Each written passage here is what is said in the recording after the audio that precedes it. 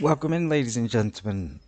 It's Thursday, we're back in the Cessna Citation X, Cessna Citation 10. We're parked outside of Kamchatksy, Petropavlovsk Airport, and we're heading on a long-haul flight to Harbin Taiping, which is actually located in China. So this is a super cool flight, actually, for me, personally, because it's well, first of all, we're in the Cessna Citation 10. It's looking really slick on the ramp there. Secondly, it's super long. We're going for, we're going from one side of the world, one continent to another, just about. And we are going to be very close, I would say. I wouldn't say we're going to run out, but we're going to close to running out of fuel on this trip because the maximum range of the Cessna Citation 10, although it's capable of the distance, hasn't got the fuel capacity. And inside, well, on the flight plan, there was no other airports on the way that I would be able to refuel that. So yeah, that's gonna make it interesting. In terms of the Kamchatsky location, we are literally, or if you want to say, literally, we are right on the edge of the world.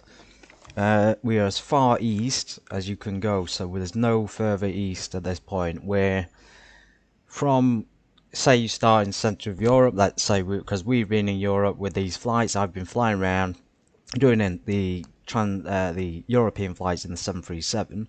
You go east, keep going east, and you will cover the half of the globe. You'll reach Kamchatsky, and then you'll reach the ocean, at which point, if you cross the ocean, you'll end up back in the west. So that's sort of to give you a perspective of where we are. The airport itself is fairly small, although it's got two runways. It's got some fantastic scenery around, some lovely mountains, so there's not much there in terms of infrastructure, but it has the airport facilities and it's got the scenery. So I thought, well, why not come here, somewhere I enjoy flying, and do a long haul. So I started a bit early. We were scheduled to start at 1:30. I started about an hour and a half early because the flight itself is going to take a long time, and I don't fancy streaming gone 4 o'clock, so I'm hoping we can get this done before then. So going on to the destination airport, Harbin Taiping International Airport. You should see in the description the name and the code, so the code is in there as well. Now, the one that we're at now, Kamchatsky, is called Yelizovo. Uniform Hotel Papa is the ICAO. Harbin Taiping International Airport is Zulu Yankee Hotel Bravo for the ICAO. And in terms of that sort of size and infrastructure, it's a bit better. I mean, it is China after all, but going back to my point about it being interesting, it's interesting because it's right on the edge of the border with, of course, Russia, and then it's got North Korea to the south, so it's a really interesting location. And I think there's been some disputes in the past about who owns it, about whether it's owned by the Russians or whether it's owned by the Chinese, but we'll have to see when we get there. I mean, we are going to cross the water after all. We are going to cross a significant distance to get there. As I say, though, Siberia and Russia does cover half the world, so we've got to take that into account. I want to get inside the cockpit and get started. Now, the flight plan's been downloaded last night, but just to be on the safe side, I'm going to connect to it now on SimBrief, and I'm also going to try and connect to that sim as well for some ATC, but I don't think at this sort of location they're going to have it. It's not very popular with other aircraft, which is, of course, the main factory in where ATC is. So I'm just going to go into my view flight plan. Now, it's still there, thankfully, from last night. I pre-filed it last night.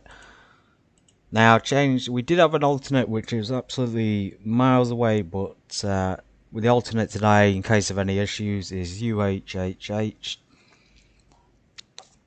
3 hour block time, 3 hour 37. Now, I've only got 3 hours 9 minutes of fuel, so this will be very interesting. And we're cruising at 37,000 feet. It's 1,394 nautical miles. There's no ETOPS. We've got a navigation log, we've got units in kilograms. We've got 12 passengers on board, mind you. It's quite a lot. with a total payload of 1030, fuel 4560. So first of all, what I'm going to do is connect to VATSIM like I said. I'm going to put my call sign in. So today we're Charlie. Now I put C because C can of course stand for citation, so I could say Citation 30 Kilo Hotel. And of course the K is for Kamchatksy, the H is for Harbin. So it's very easy to remember. In a C750, that's the code for the Cessna Citation 10. And as suspected, we're connected and there's nobody online. Okay. No problem, the flight plan is looking quite good. There's a nice clear route on it. Okay, we've got an estimated departure here of about 10 to 2. The actual departure is going to be now, so I'll keep the same route. Let's just see what happens. So I'm going to just change a few things on the weight and balance. So we go on flight. I'm going to hop in the cockpit so we can see. Let's have a look around the aircraft first, and then I'll hop in the cockpit. And you see how good it looks, and I've also changed the livery to one of the other ones that's included with X-Plane. You know, you got an interactable door there. Now the interesting thing about this is there's not one pilot, there's two pilots you can see. And that's because the Cessna Citation 10 is actually a two-man aircraft. It's two crew operating procedures, two persons in the cockpit, and it's also got one of the highest cruising speeds for a private jet and one of the highest top speeds for a private jet as well. So it's absolutely amazing. I've been flying it, had some issues with the ILS landings, but in general it's a pleasure. So let's go ahead and jump in. Now I've already got the we've already armed the standby power as requested ground service, and I've switched the emergency lights on. Let's go ahead and get the batteries on so we can get some lights in here. Now it's still very early here, it's morning in Kamchatsky or night. In fact it'll be night in Kamchatsky, and then when we arrive in China it'll probably be the same time. So avionics on.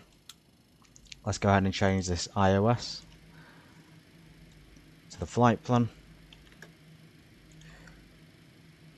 I just do a simple copy and paste, although be aware you'll have to remove let me paste that in. You'll have to remove the comma of course because it won't recognize it. Okay, now in terms of fuel, I did have maximum fuel and it was just a little bit overweight but not much. With this amount of fuel, this is going to give us 3 hours 9 minutes, so I'm just going to go ahead and let me do it on flight configuration.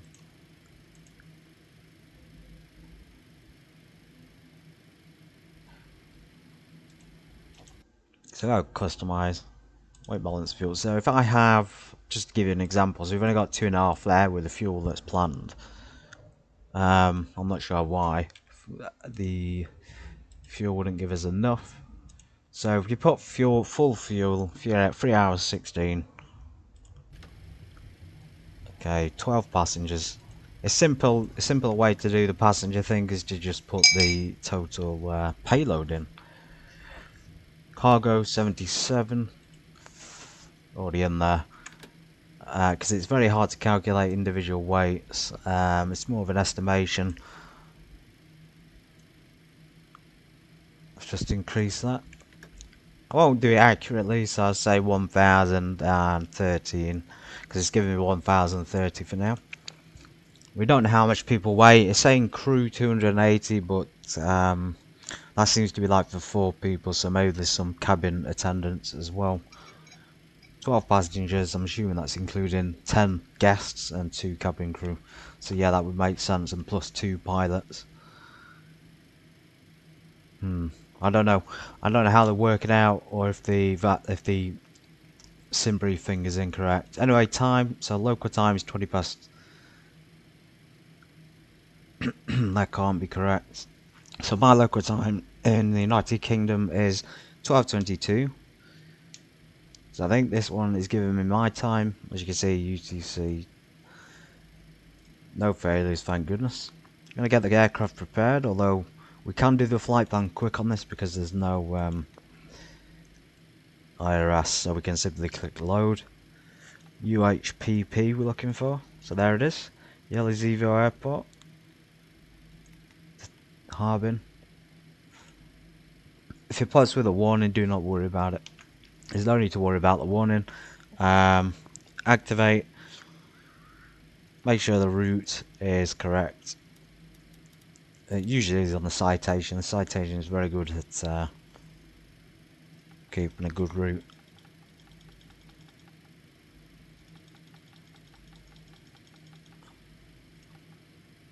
Perform initialization. So it's 37,000 feet.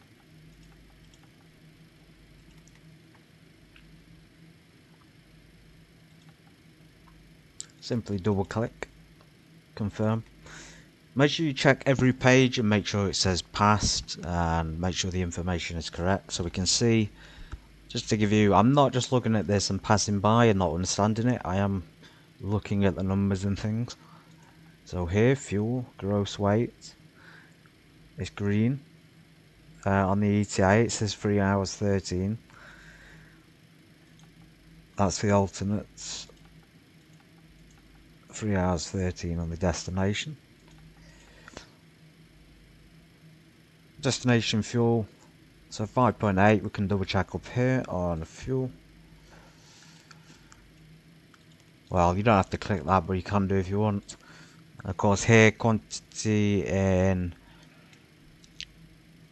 Okay, we now got fuel flow 1, but that's how much fuel we have in total, so quite a lot, thankfully. Okay, make sure you go back to the first page, click takeoff. Check our V speeds. Taking off from 34 left.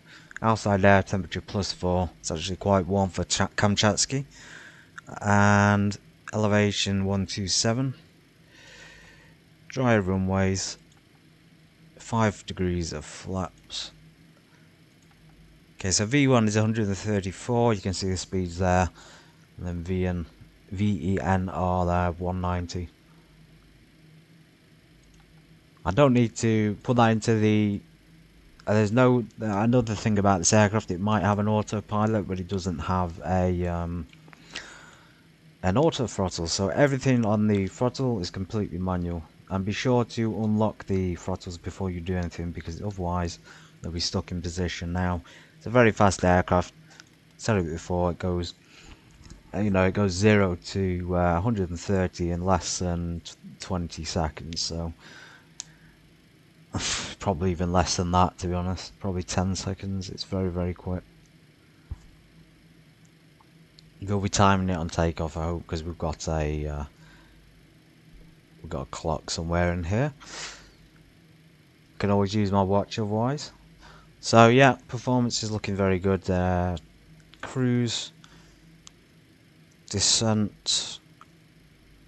So it's giving us the angle 3 degrees. 2-3 for landing, and all the other information. So it's actually warmer in Harbin, excuse me. Elevation's higher. Flight plan. Okay, that's it. That's the initialization done. So we're going to go ahead and get the APU started. It doesn't take long in this, so master switch on. Which we test first. The APU on this aircraft is very, very loud. I'd say it's louder than the engines, which is interesting. And once the APU is on, we can get the bleed air.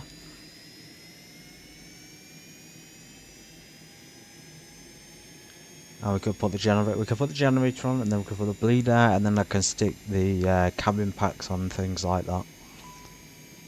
Okay, there we go. So we stick generator on when ready to load pops up. Just gonna give that a minute to load and check some more things on the flight plan. Welcome in as well to this relatively early stream, but still a surprising one nonetheless. Any issues with the quality or the lag, let me know. We're reaching a steady at least 80 frames, and we've been pushing up to 100, so should be no issues whatsoever.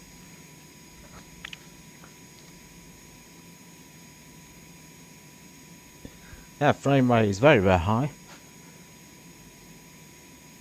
So saying we've dropped frames due to poor performance recording. Using lower the frame rate and resolution. Well, frame rate's very good. We're maintaining a good solid 60 plus, which is what's needed for the stream. Unless too high a frame rate is causing the issue. We can't, I don't really know how to cap it on this. If I go into settings, graphics, I can't see any option to cap at 60 frames per second.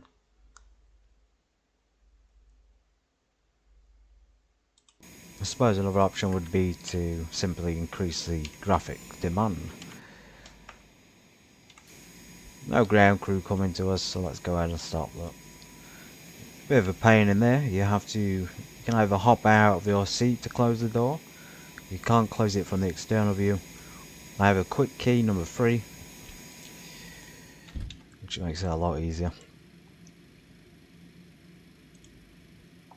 So here's the map. Like I say, we're around the edge of the world. Not much there. Petropavlovsk. But there's certainly some fantastic views. We've got the mountains, we've got the sea, got some carrier ships, and we're heading southwest. Steep south and then southwest. Okay, back to this. So let's stick bleed air on. Cabin packs off. Let's make sure everything's on. Seatbelt signs on. It's cabin altitude. So you can see how high this aircraft can go. I think it was the maximum height of 51,000 feet, which is quite incredible really for a private jet. 7 degrees inside, it's absolutely freezing.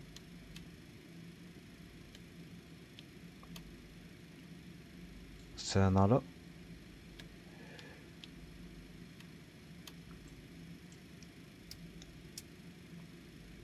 So you can change it. I'm going to turn it down a little bit. I'm not sure what this one on the right is. It says increase, but I don't know what it does. It's it doesn't seem to be changing anything. Now I'm going to get everything else on, so anti-collision, navigation. That's for the engine start. Recognition, let's put tail flood on, and let's get our transponder tuned in. So standby. We'll get an ATC clearance as well from forgive me, we had not got VATSIM. I thought we had VATSIM on. We'll just go ahead and clear ourselves. Standby power can come off. Emergency lights. If you hop back into the cabin, now I don't know how to turn those cabin lights on. I did hop into the aircraft pre-loaded, so it was already started up yesterday, and the cabin lights were on. I don't know which option it would be. I don't know where the button is for cabin lighting. I don't know if there's a special computer up here or something you have to press, but it's definitely not visible in the cockpit as far as I'm aware. Let's go ahead and stick transfer. Let's just stick it on that first, and then we'll stick the boost pumps on. Ignition's already on normal. Generators.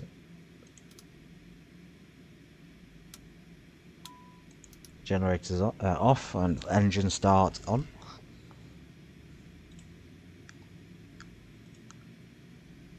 Now, it's an IFR flight, so I'm going to go ahead and tune a random code. Let's do 1103.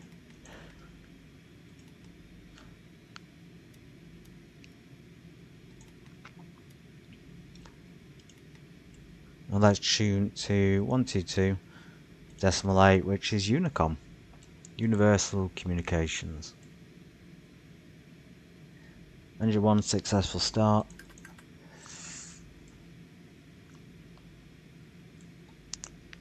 Generator on.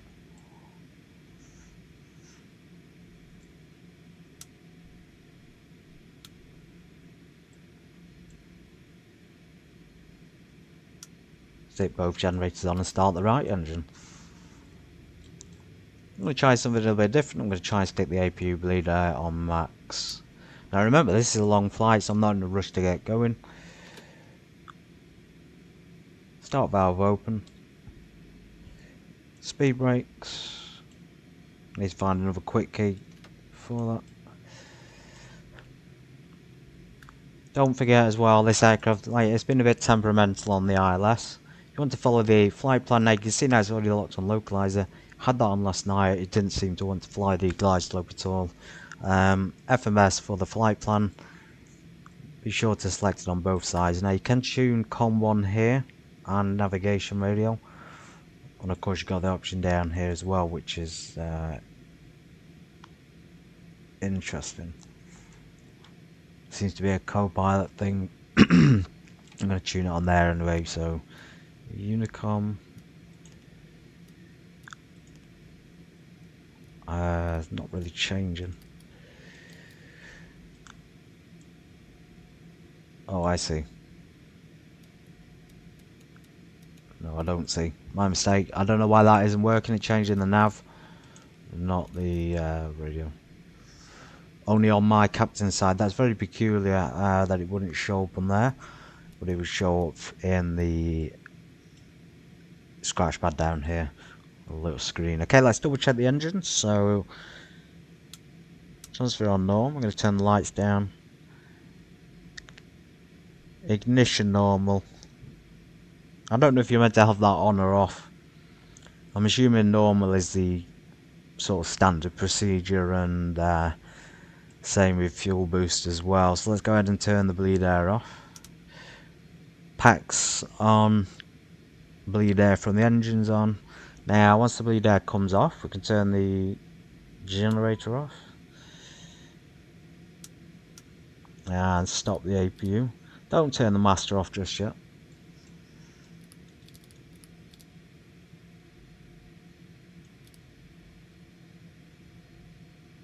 Okay, gonna turn that down and prepare to take off or taxi.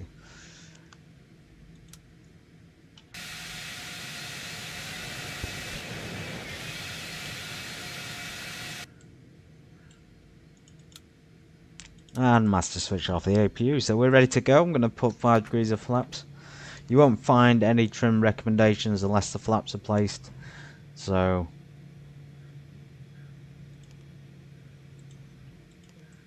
yeah, there you go. Trims come up. 5. And once it's in the green, that's absolutely fine. Because it's such a fast aircraft, you might want to trim it slightly pitched down. I tend to not bother anymore. And also just bear in mind, once again, there's no auto throttle on this, so it's completely manual on takeoff. Wow, we have actually got another aircraft in the area. That's a little bit unbelievable. I didn't think we'd have anyone flying this far out. Right, so double check the runway. Double check the flight plan. Runway 34 left, so it's down here. So I'm going to be taxiing down. Bit of a convoluted taxiway there. Charlie, Lima, and then down to the end. Taxi lights. We're about ready to park.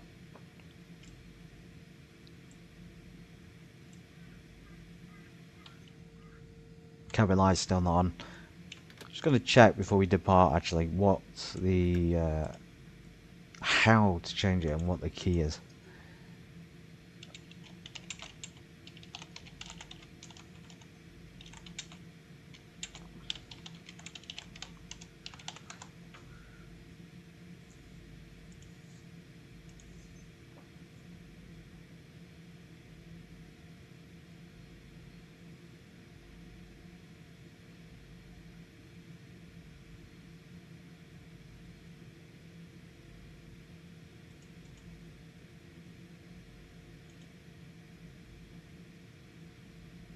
Just scanning the forum, just trying to find an option for it.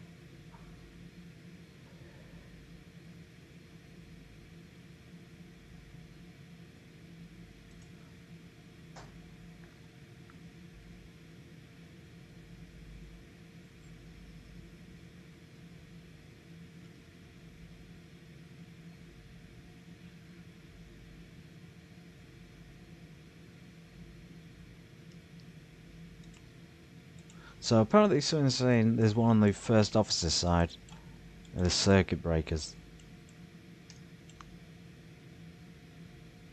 That thing doesn't work. Interior master.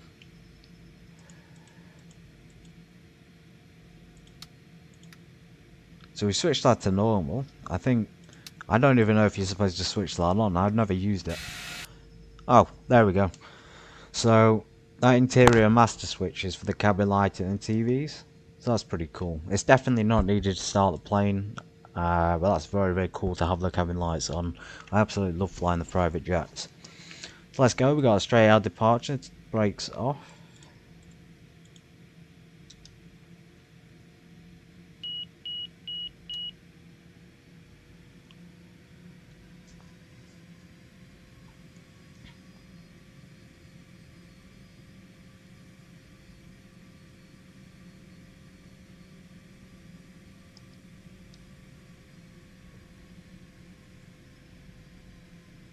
Seems like quite a busy airport in terms of airlines. Plenty of airlines here. We've got JAL there and ANA.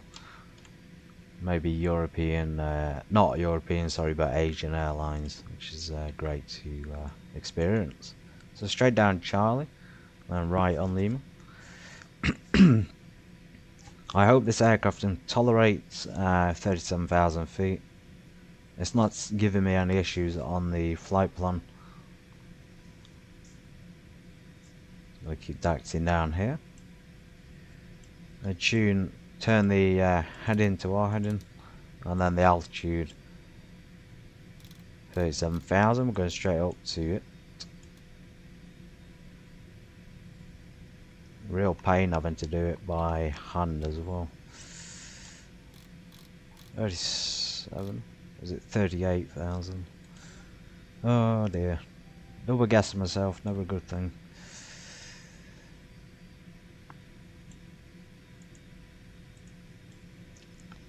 Plenty of time in the taxiway.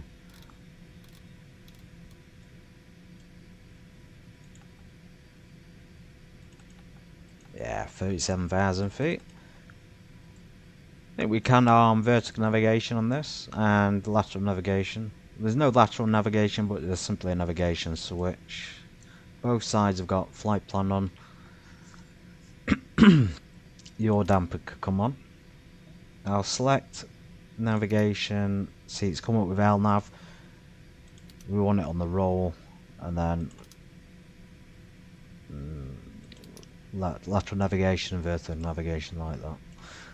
So it's giving us 250 straight away, and we'll be cleared straight up to the altitude following these waypoint heights. So 5,300, 8,000, 10,000. Just have to be cautious not to climb out too quickly.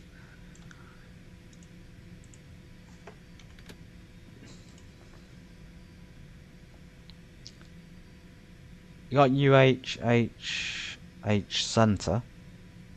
Now that's our alternate airport. So I'm wondering if we can get clearance from them.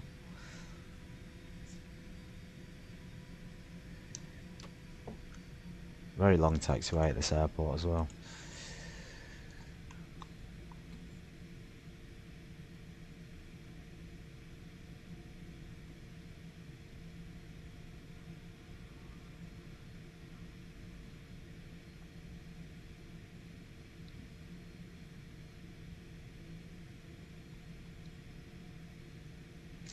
The tune 124.5. I'm going to give them a courtesy call to ask if they're available for a flight plan.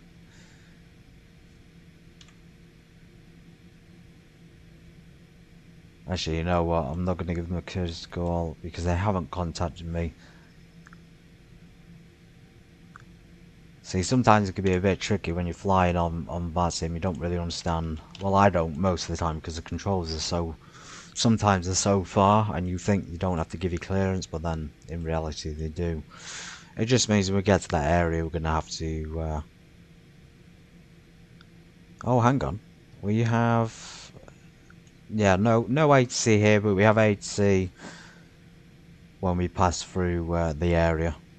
So that's cool. So when we get through to that ATC region, we'll contact them, let them know our intentions, of course.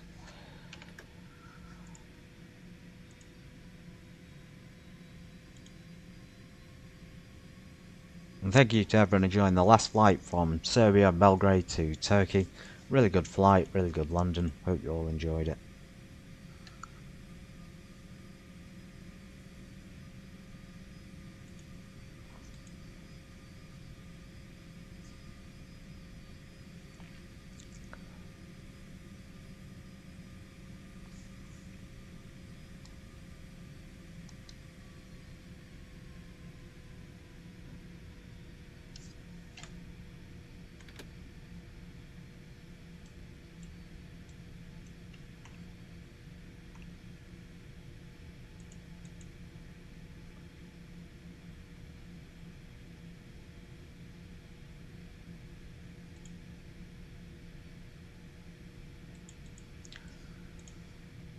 Okay, we're well too fast on the taxi.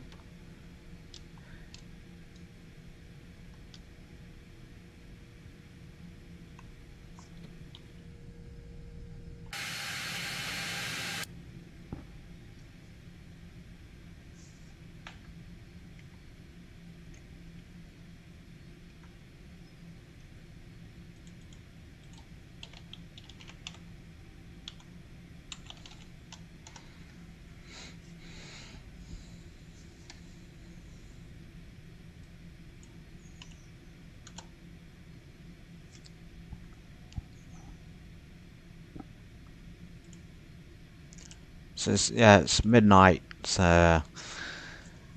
in Kamchatksy, Petropavlowsk.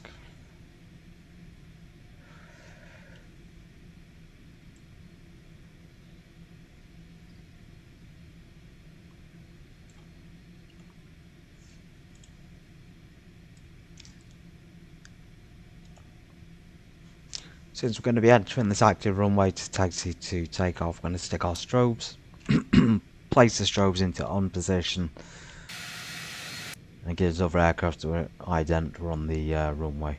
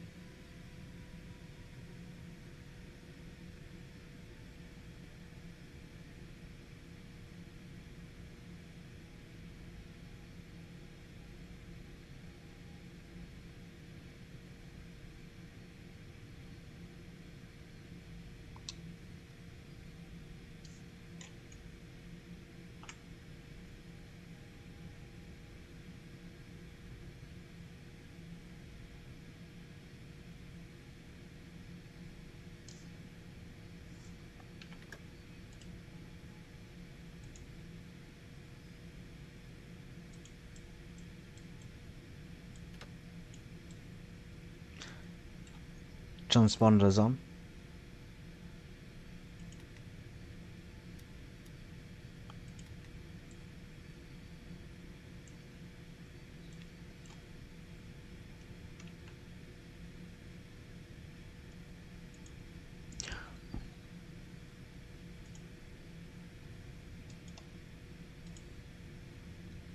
Real world time and weather.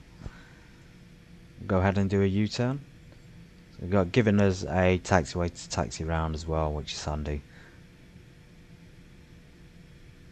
The Cessna Citation X is not going to struggle at this airport. It's very dry and we have some good winds as well. It's going to provide the lift for takeoff, and of course when we get en route I'll stick the autopilot on and take a break as well, let you guys enjoy the flight. Just double checking the winds. We have no winds on there for some reason. There we go, so slight headwind.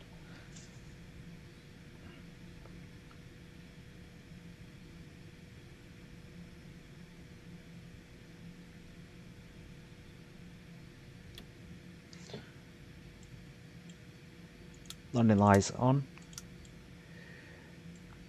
Vertical navigation arms, lateral navigation arms. Everything else is looking good. Let's get going.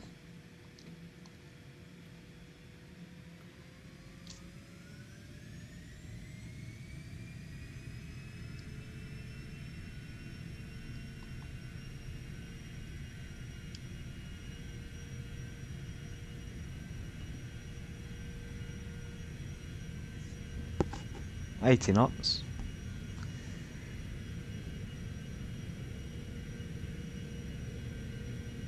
$120. V1. Rotate.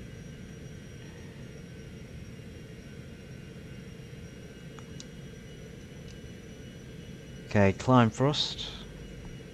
Gear up.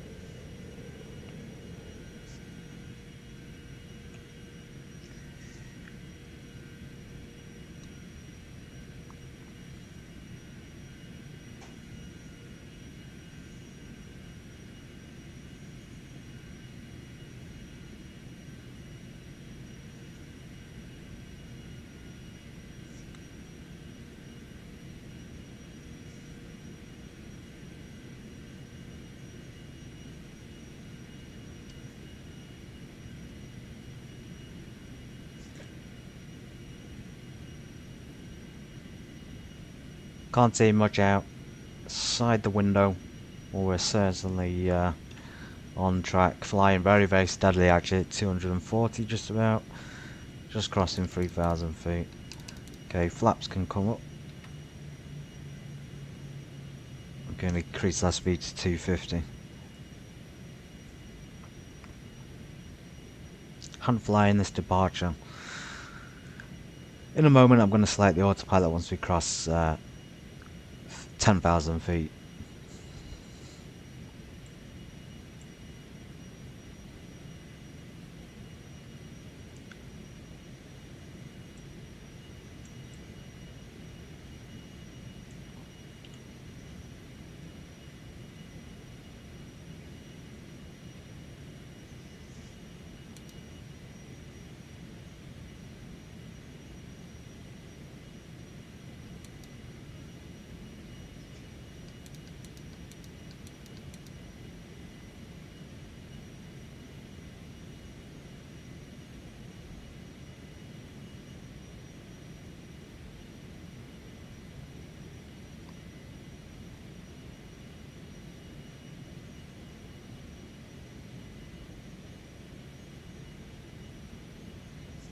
Approaching the first departure turn, following the pink / magenta line. 8,500. Now we are going a bit higher than what we're supposed to. It's supposed to be about 7,000 or 8,000 feet, and then 10,000 for Samek, which will be the next waypoint. So I can actually level off here and maintain 10,000 till we get there.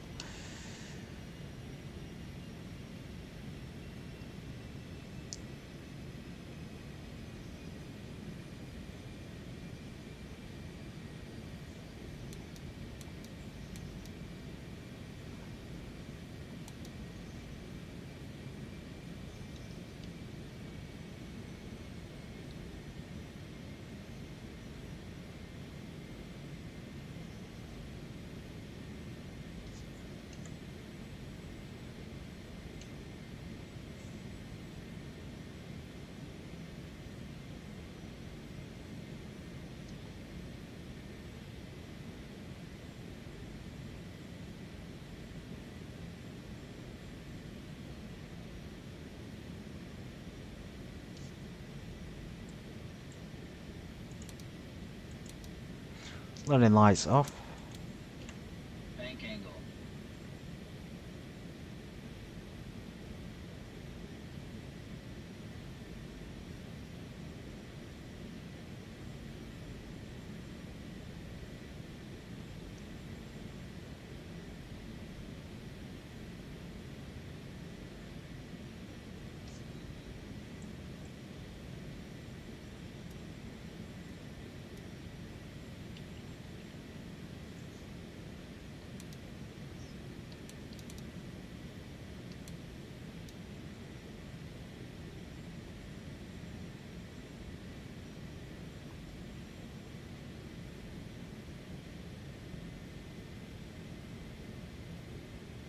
I'm just gonna go ahead and keep the cruise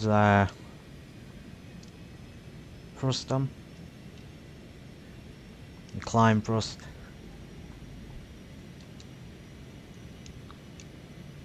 There we go. I'm just gonna climb up to 37,000 feet.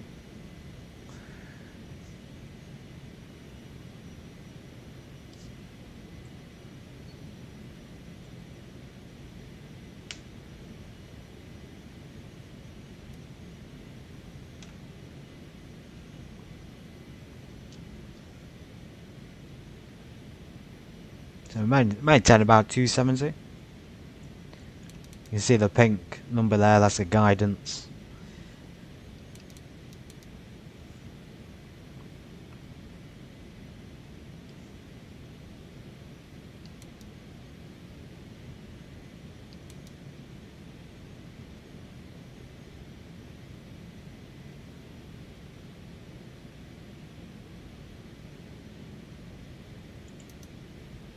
Autopilot on. Should keep climbing to 37,000 feet.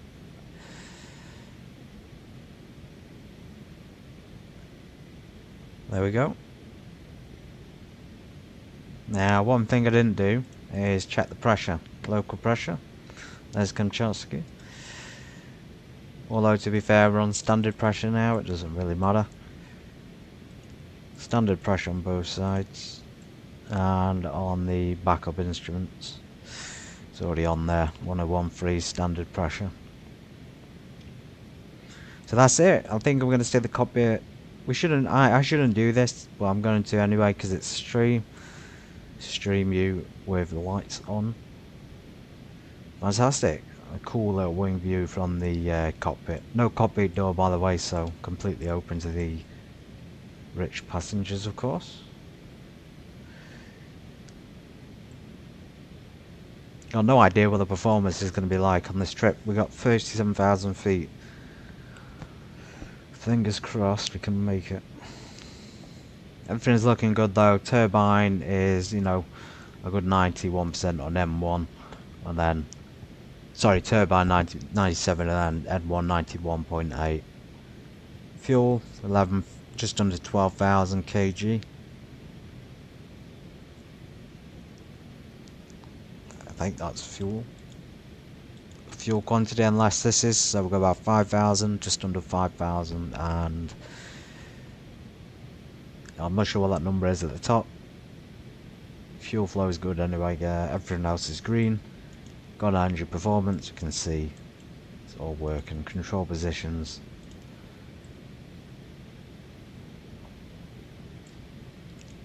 Windshield air. Pitot heat should have been on to begin with. You'll actually notice there's a warning there because we've got no heat on. I haven't found the outside air temperature yet. Today, that is.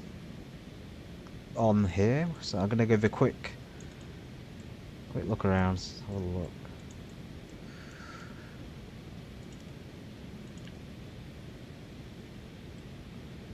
Obviously, oxygen there in the green. For some reason, it looks like it's slightly low. You have got 100% pressure on the oxygen, and cabin pressure as well is increasing, which is great. Maximum altitude there has been set on the cabin pressure, so we set it up to 40, just about 40,000 feet on the aircraft, that is, and then cabin temperature is just under 5,000. 6,000, my mistake. And you check there on the cabin altitude. Temperature gone quite warm now, it's almost 30 degrees, so stick that on auto.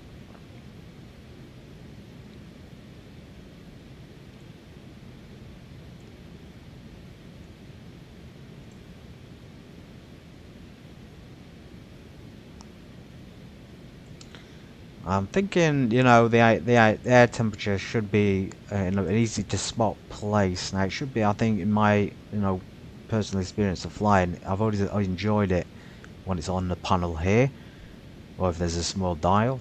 Anywhere else, and it's a bit of a pain to look around for it. You kind of a bit lost in the instruments, but if they started to put it up here a bit more, that'd be really good. Got cabin emergency there. All the other buttons we can change. Can't really press them all. You can press a few though.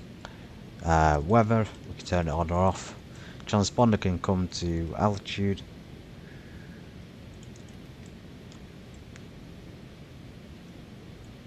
Yeah, so aircraft systems we can select. Doesn't do much. Just changes the right screen over there. You got TCAS. Now ETA, there's a clock down there. I've started the timer a little bit late.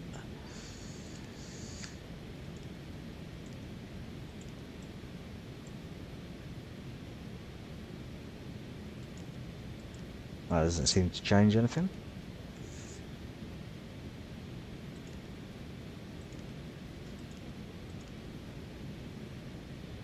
Yeah, so plenty of things in there. If you want the temperature, of course, we can just click on the airport. So out the temperature. My mistake. Click down to the MC.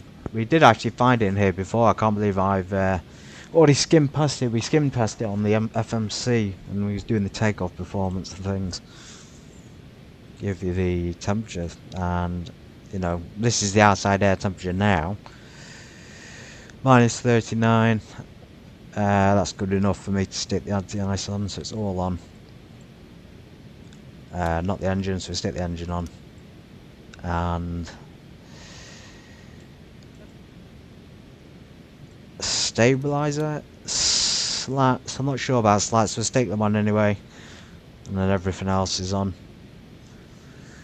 Windshield there, not sure if you need that. If you've got windshield de-ice on, it should do enough.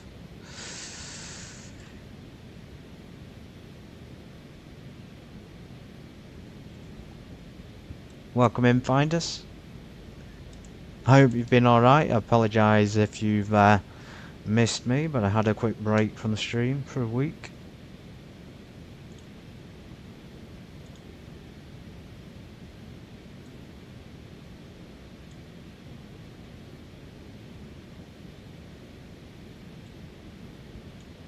I hope the cockpit in the plane is good enough. I hope you're enjoying it. I am. It's definitely one of the better planes on X-Plane 12 as well. Completely free, included with a base experience.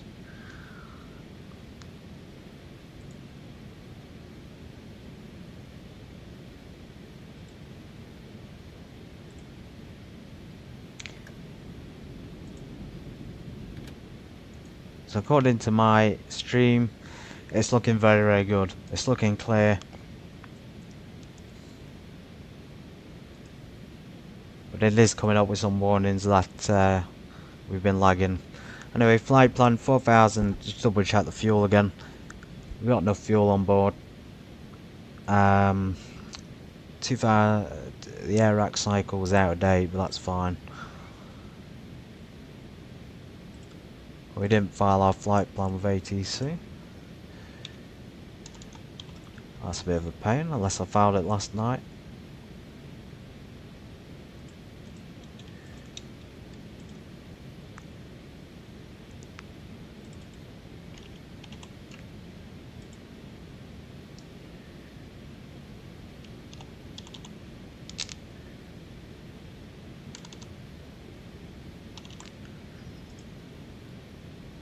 That sim knows we're here anyway.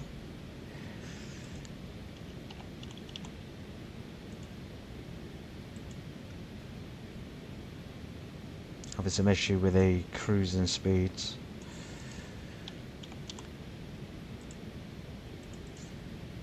Okay, so flight plan is in the system. We're not going to ATC till we get to Harbin Taiping. Look on the map. We did have an aircraft, but we have none now. We're just about to leave Russia and pass over the sea. See, we're going down the airwave. We check it. We're on Samek. Samek was the waypoint. I don't know what the airway is. Might be the same name. Yeah, very cool cabin as well. It's amazing looking interior, but No working toilet door as far as I can tell. Some small screens, some more drink holders. You have a lighting button down there, air conditioning, seat lights, table shades. Of course the interior lights are switched on in the cockpit using the small master switch, separate from the aircraft systems. I've got a small one up there as well, but there's nothing on it. No attendants, no passengers on this. Nice view of the wing though. You can see outside, you can see the weather when you're landing. And if you're wondering where the toilet is, I don't know if you can see that, but it is actually, you know, there at the back. It says it on it.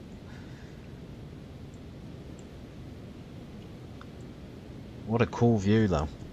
What a cool cockpit, cool plane. Absolutely recommend this to anyone wanting to fly.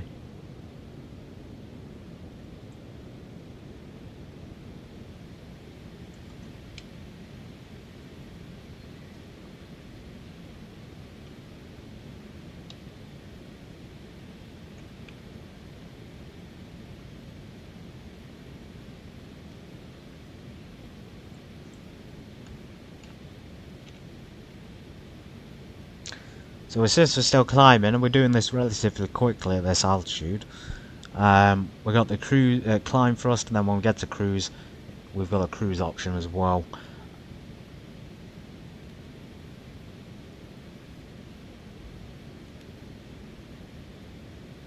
Angle of attack, we've got about 1,000 feet per minute there to maintain 270.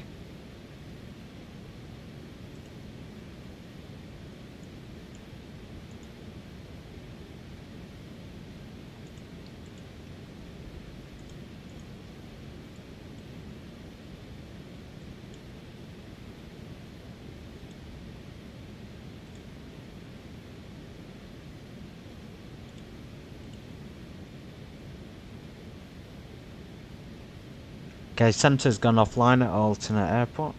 We're completely alone on Unicom once again. I'm going to step away from the cockpit momentarily, so everything's looking alright for now, but I want to make sure everything's good up to 37,000 feet. The aircraft's it's very fast, it's very light. Any amount of input on the controls, whether small, you know, even a small touch is going to affect it dramatically, so be sure to keep an eye on it throughout the flight. That's why it's a two crew operating aircraft. Co-pilot is in with us today. Of course, we got 10 passengers, including cabin crew as well. So oxygen levels actually coming up as low. I don't know if this is or the pressure on the oxygen is coming up as low. I don't know if that's normal. We haven't blacked out, we've got a pressurised aircraft. Everything's looking good on cabin altitude. Cabin pressurisation there. Let's just hop into the co-pilot seat. You see there, cabin dump.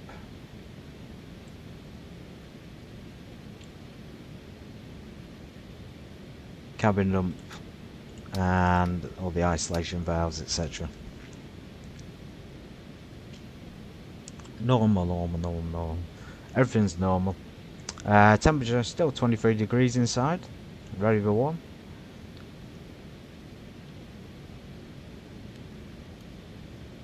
Let's go ahead and turn that down. Personally, that's a bit too hot. Like I said before, an aircraft is an enclosed cabin. You're going to be hot, you're going to be cold, depending on the air conditioner. 22 degrees is actually quite warm. You'd probably be better off at 18 degrees. It's not as warm, and you probably won't feel as flustered and sweaty. So that's 35,000. We're slowing down now to 265 with Mach 78. I'm going to turn the fasten seatbelt signs off.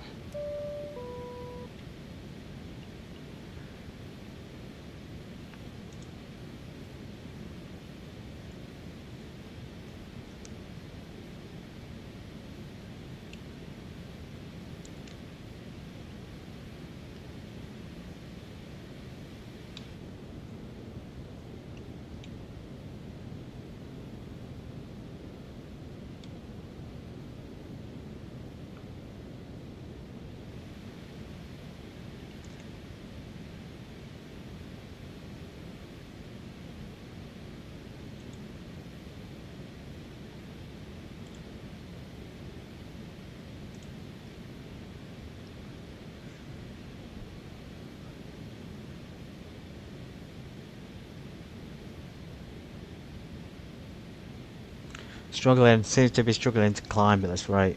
Slow down to 900 feet a minute. Okay, that's warning for 1,000 feet to go. Excuse my water.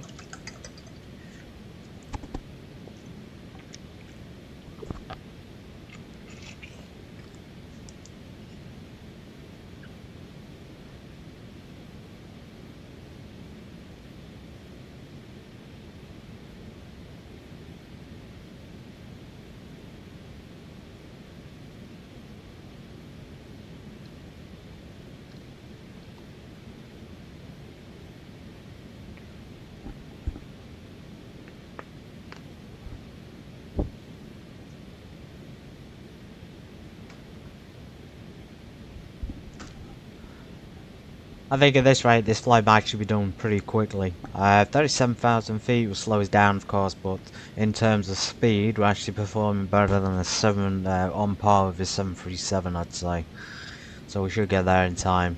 I want to say in time, I mean within a reasonable time, that is.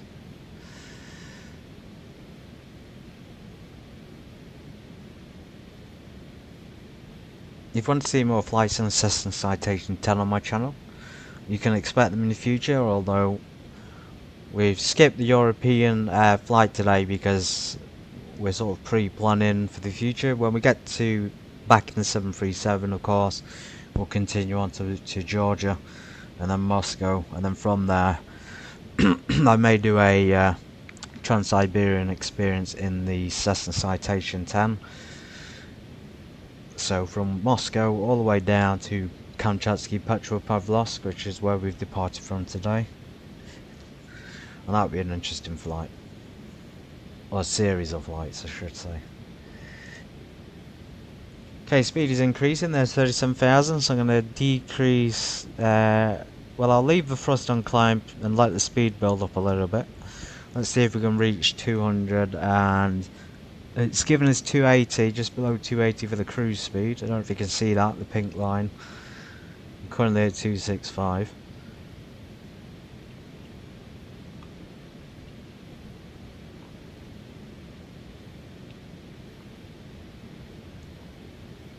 Yeah, very cool cockpit, very modern. Still very much like an aircraft with all switches. I think between this and the Cessna Citation 2, you know, I love the Cessna Citation 2. It has a similar layout. The reverse thrusters are up here as well on the, you know, near the MCP. I have to say the Cessna Citation 10 is a bit better. It's obviously brand new, more advanced. It can fly higher, faster, and performs overall better. But the Citation 2 is also a bit more manoeuvrable, I've found, and it's certainly easy to handle on final. Okay, let's go ahead and reduce it to cruise speed. So cruise thrust is quite high, we're maintaining 90% N1. And you can confirm that down here, the little blue bars, with target N1 speed. Turbine speed is 97. And then I don't think we have, unless that is the N2 possibly. N2 is 97%, which would make sense, I guess. So I'm going to step away from the cockpit. This is going to be an enduring flight, so enjoy it while you can, and I'll be back in approximately well, however long it takes, a couple of minutes.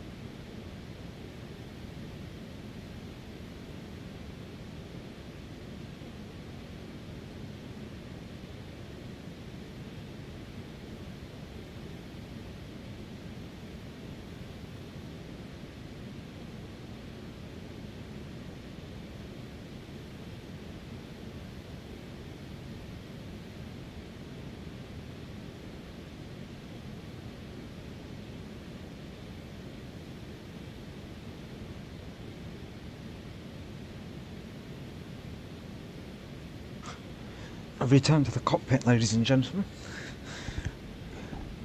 Current cruise altitude, flight level 370. Still getting warnings on the stream software that the stream is having issues. We are, as you can see, the top left, steady stream rate. Maybe it's because I'm streaming and the frame rate's higher than what I'm streaming at. Although that shouldn't be an issue. It shouldn't be an issue if it's at that frame rate. I suspect it's just poor internet provider that's causing the issues. So yeah, we're cruising level, and our speed seems to be varying a little bit between being a bit too fast and a bit too slow. It seems to be adjusting the. It's also adjusting the pitch. I've just realised, so it's pitched up slightly. And then let's go ahead. We have got cruise. I'm a bit cautious. We got cruise thrusting, but if we reduce it, we're going to encounter, you know, a problem which is not enough power.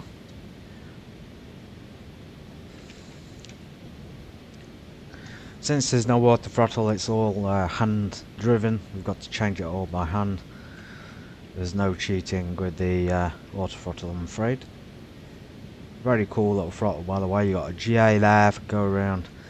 I don't think it's got a takeoff. It's not got a takeoff one, but it has got a GA one for go around. So how it works, not sure. Of course, engine options, landing lights, trim there.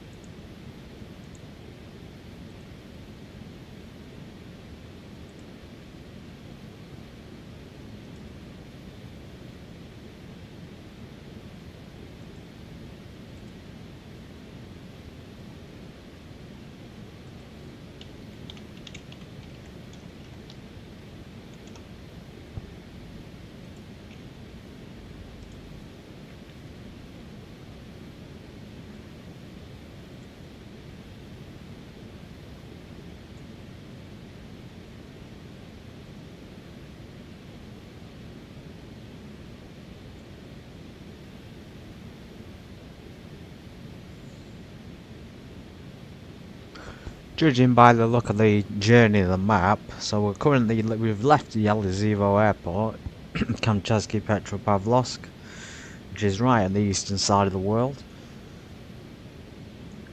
We're over the ocean, or over a passage of the ocean between Russia and China, and we should be flying over Japan. The north of Japan, I think the island we're flying over will be owned by that state, and then we're flying into China, which is of course a massive country as well. A bit of a tricky situation in terms of Harbin being owned by Russia or China. It's sort of on the edge of both, so it's wedged right on the border. And then of course to the south you have North Korea. So it's quite the intersection there of states and territories. Very, very busy in this area, to be honest, for a VATSIM flight.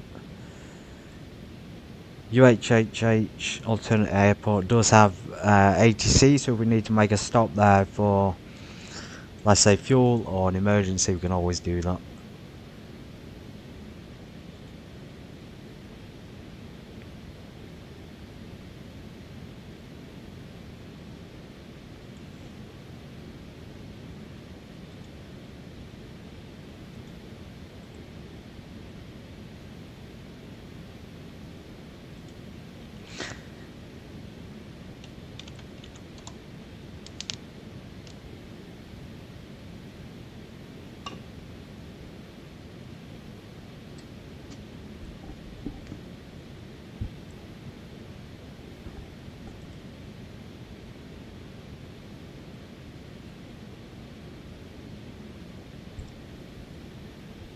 So, the reason we're doing this flight, we've got 10 rich people on board, including crew. and we're going to Harbin for an adventure, a holiday. Harbin is, of course, northeast China with Russian and European influence. It's known for its ice and winter festivals. That's fantastic. So I hope the guests have booked a nice ski resort, a nice ski lodge, or whatever else they might be doing. I don't think they'll be skiing at this time of the year though. Or they might do, it depends which part they're in. Yeah, the opening ceremony is held on the January the 5th every year for the Ice and Snow Festival. Harbin Ice and Snow World. It's like a frozen Disneyland, and you can see big ice and snow castles, cartoon sculptures, and enjoy the biggest variety of snow sports and activities in the world. It looks really quite incredible. The pictures of it look amazing, and there's a video of the ice world, and it does look like something out of a Disney film.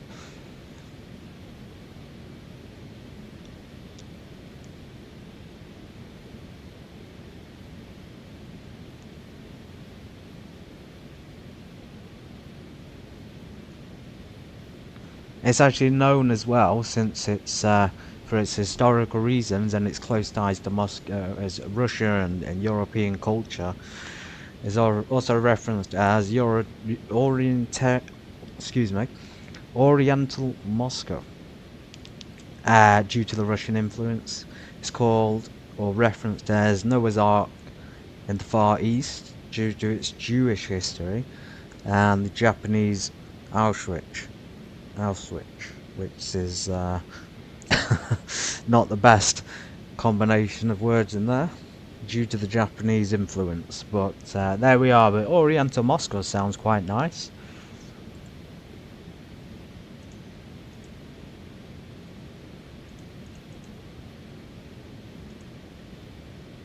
Let me try and copy or put a screen capture of the picture on board for you. I think it's display capture part.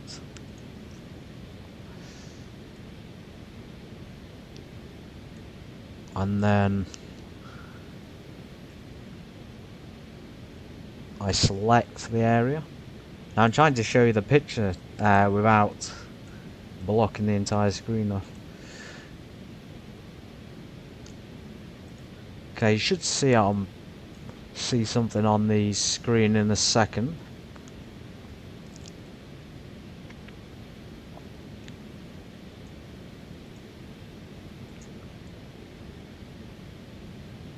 A bit of a gate there and the entrance to the city, I'm guessing. So great Russian and European influence, as I said. You even got a KFC, that's disappointing. Going back up, you got the history that I was talking about. This site looks pretty good. It's called ChinaHighlights.com, and the snow festival, snow park was here. That was all I saw. I can't click play on the video. That looks very, very cool indeed.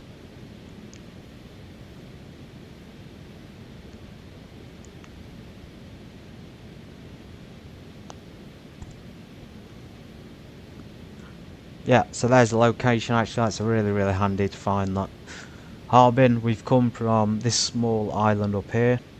Well, not there, there's Japan. And then just off to the far northeast is Kamchatksy up in this corner. You can't really see it though. Harbin alternate airport is down here, so we are in China, but we're just on the edge of it, and then Russia, so you can see that little border, and then North Korea down here just to the south, and of course Mongolia off to the left.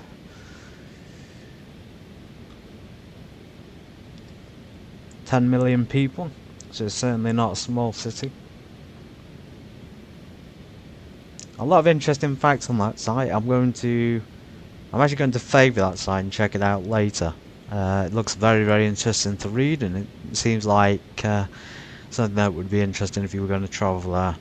So, thankfully that worked. Try and turn the screen capture off.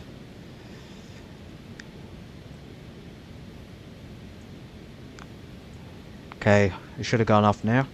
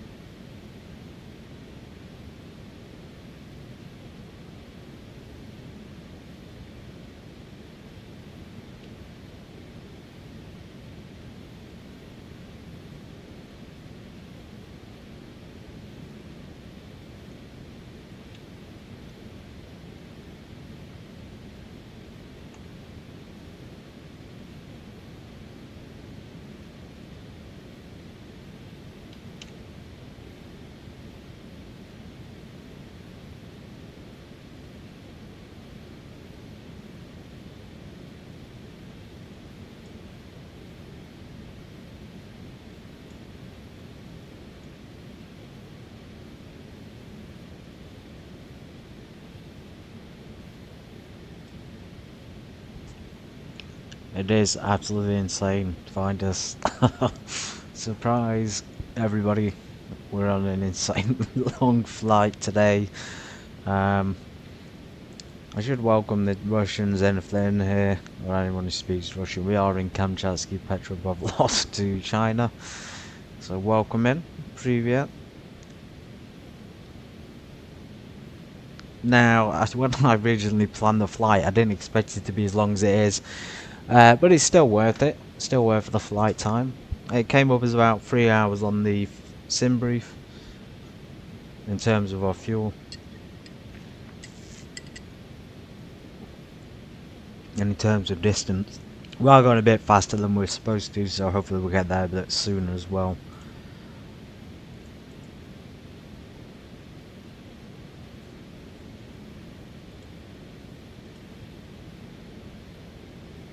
It is insane though, the size of Russia. That's what I was saying about the intersection with this Harbin Taiping. It's like right on the border, and you wouldn't expect it to be, you know. You're right in the far east of the world, and you think you've gone so far east you end up in Alaska, so you end up back in the west, but in reality it's just Russia and more China, to be honest. And then you go a little bit south, you got Japan, bit more, and then you're in Asia like Malaysia and all those other places. I don't think this would have been any faster in a 737, to be honest. In fact, you know, the speed we've got is faster than a 737 would have at this altitude, so this is definitely quicker than an airliner for sure.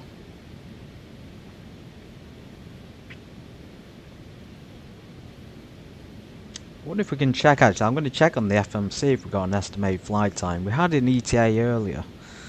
So when I go on navigation, flight plan, waypoint. Try and find where the time is on it.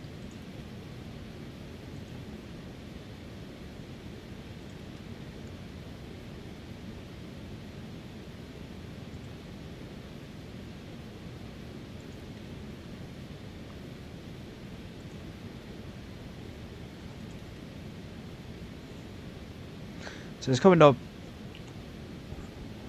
destination, cruise ceiling of course 370, fuel required 8.1. We do have a deficiency in fuel. If we need to do diversion we can do, because we're currently at this amount here. So we're burning fuel quite fast.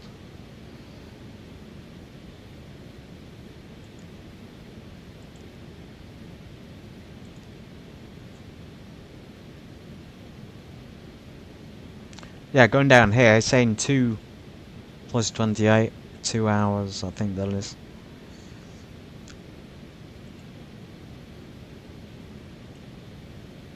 ETA 2 hours 28.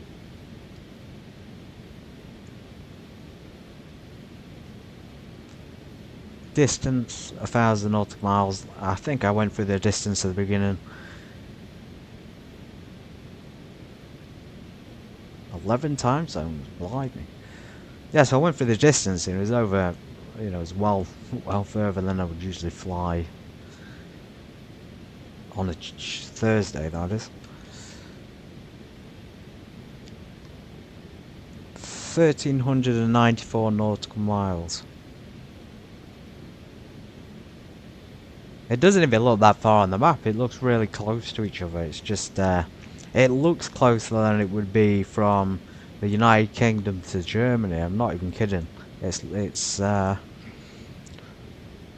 obviously a lot further. The scale is a lot more vast. I didn't realise it was 11 time zones, so that's pretty cool. That's very cool. So in Harbin now, so Kamchatsky was midnight when we departed. When we arrive in Harbin Taiping Airport, it's going to be it's currently 8:30 now there. So it will be night there as well. Yeah, so the sun hasn't quite risen in the east yet.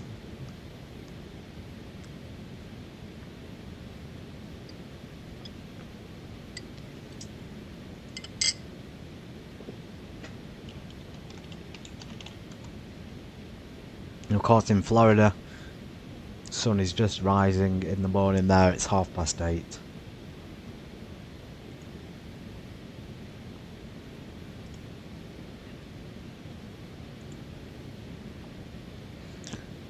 Pre-flight plan required 5.4.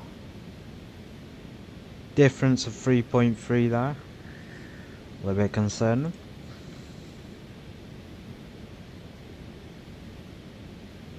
I did, when I checked the flight plan, I suspected we'd have to do a stop for fuel. I don't really want to. I don't want to do a stop. I want to do this in one go because, you know, it's a cool aircraft.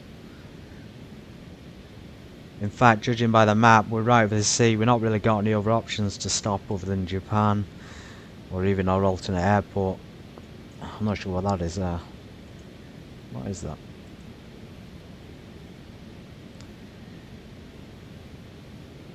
I don't know what that is. Might be a whale. I don't know, whale or something on the moon, or a rock.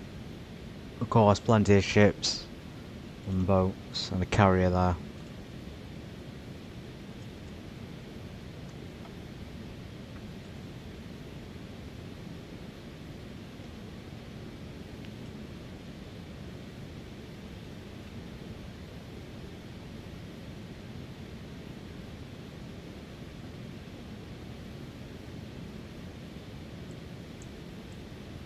Oh, of course. My mistake, Finders. I don't know what I was thinking. We're only going over 2 countries. That is insane though, 11 time zones. So if you go on the I talked about the Trans-Siberian earlier. If you go from wherever it departs, probably Moscow, St. Petersburg.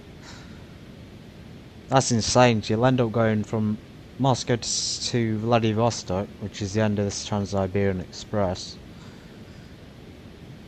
That's gonna take a long time. That's gonna take a week at least. Fantastic though. Probably longer than a week. Like the actual span, Moscow to Vladivostok is, I'm gonna calculate it.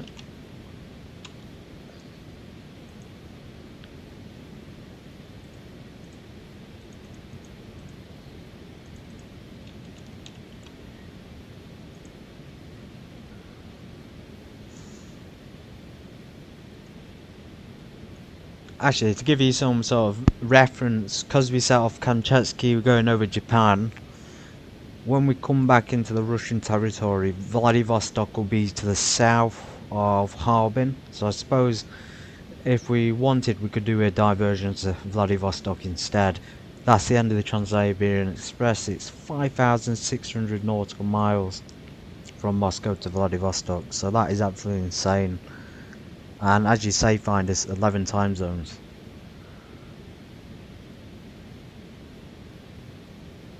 Well, I guessed a week. I don't know how long the trains run for, or how long it takes to get from city to city. It might take longer. I'm assuming it'll take longer.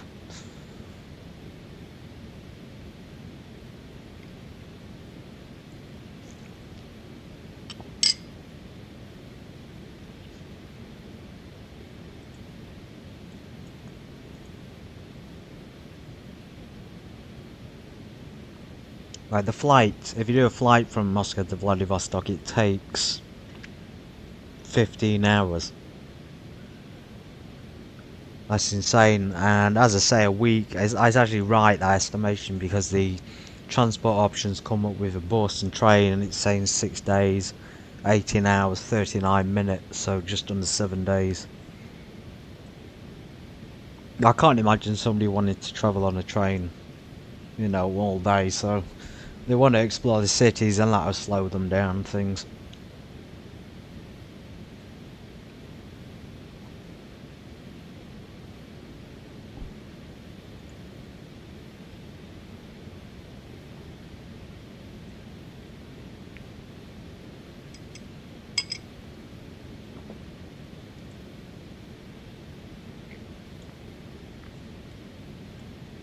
There's a lot of cities in Russia, so I'm excited when we get back in the 737 to go from.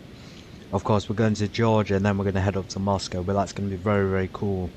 We're going to be travelling from literally one end of the country to the other in an aircraft, of course. We might go up to Archangelsk,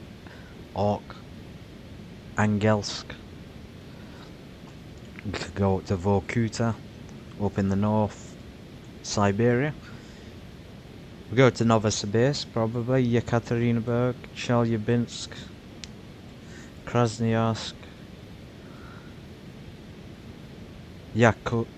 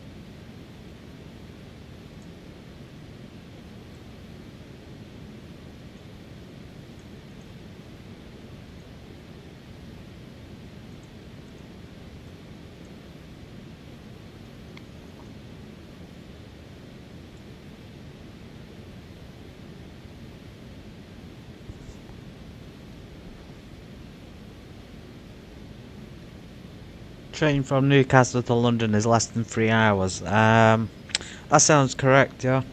It sounds pretty fast. Although, from Manchester to London it's about 2 hours on the high-speed train. You can take a Virgin train from Manchester train station to London. I think it's London Euston.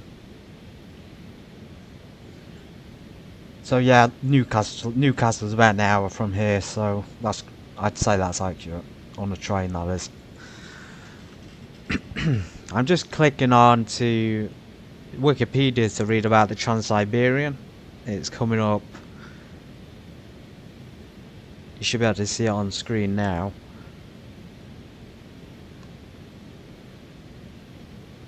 Using wikipedia.org, of course.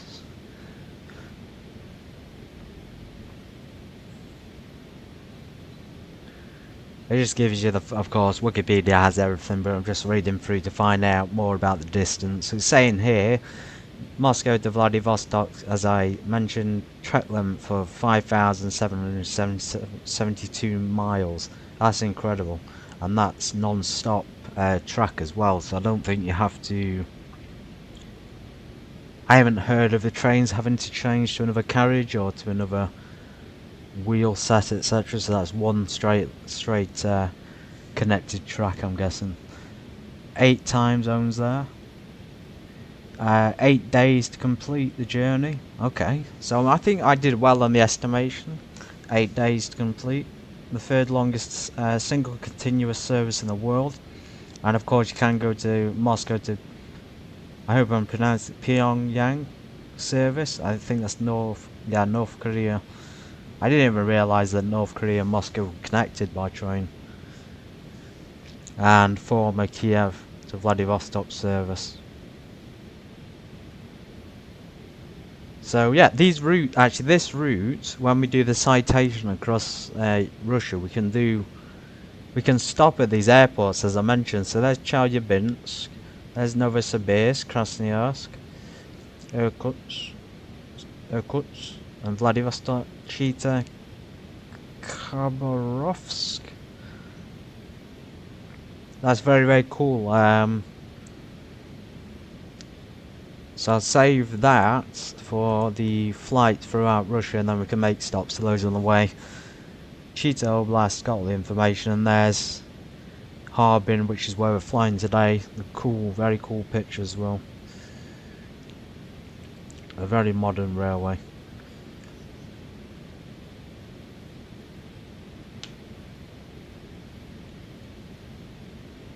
And there's the map. Vladivostok, well in the hope you can see this. Well in the east, south, just southeast there's Japan, and Harbin is up here. Sorry, Harbin is here somewhere, just right on the border. And you can't even see Kamchatksy there, but it's just off to the right. An incredible map. You got all the places, you got all the stops, destinations. Quite the experience. So there are all the stops we'll be doing, I think, on our flight. Kazan there. Tumen. Omsk. Taishet. How awesome is that?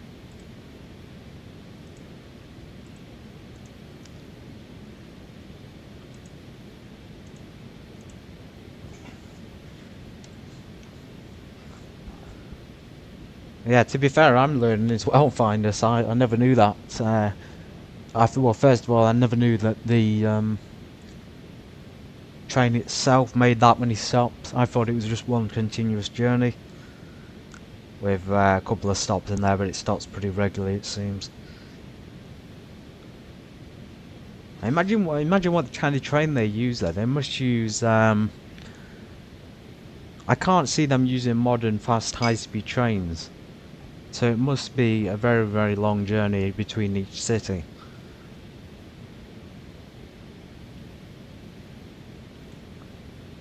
I think sleeper trains is the word. The overnight sleeper trains, and you got the cabins, of course you got your compartments.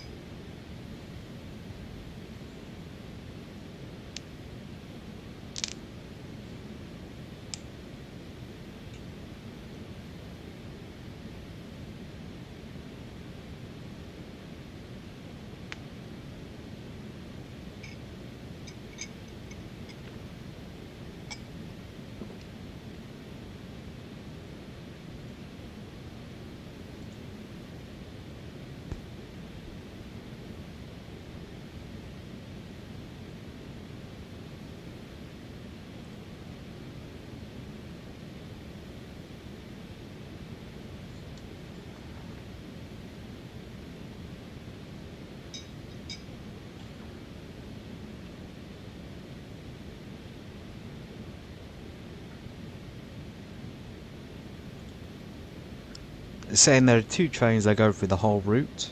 Rossiya train goes daily from Moscow. It's a comfy Russian train having two types of carriages. First class, which is deluxe, sleeper train, I suspected that.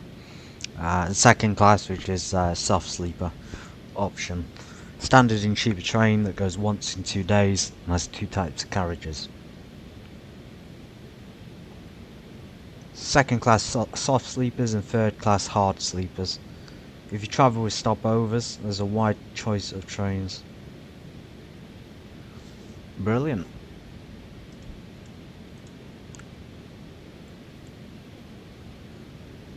Oh, I hope so as well, Finders. I can imagine being on a, and for me, I absolutely love going on trains. I love planes as well, so when we're on the train, if I'm on one, and I'm in a cabin and I want to sleep, I don't go on them.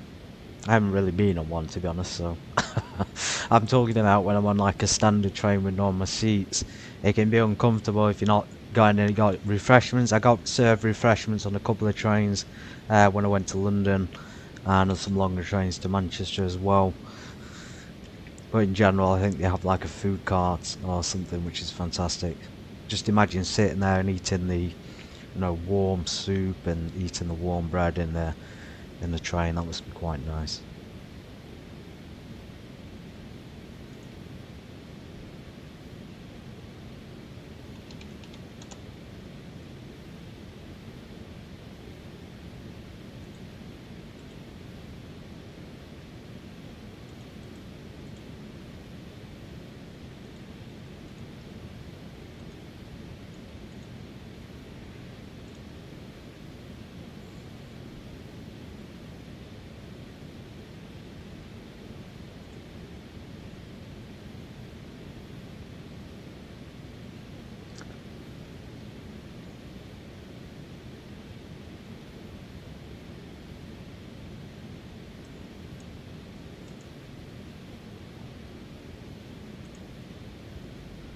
Copenhagen to Rome, 22 hours. Whew. I can imagine that was uncomfortable. Blimey. I hope you had a good time. Hope it went well. Was that for business or for a holiday?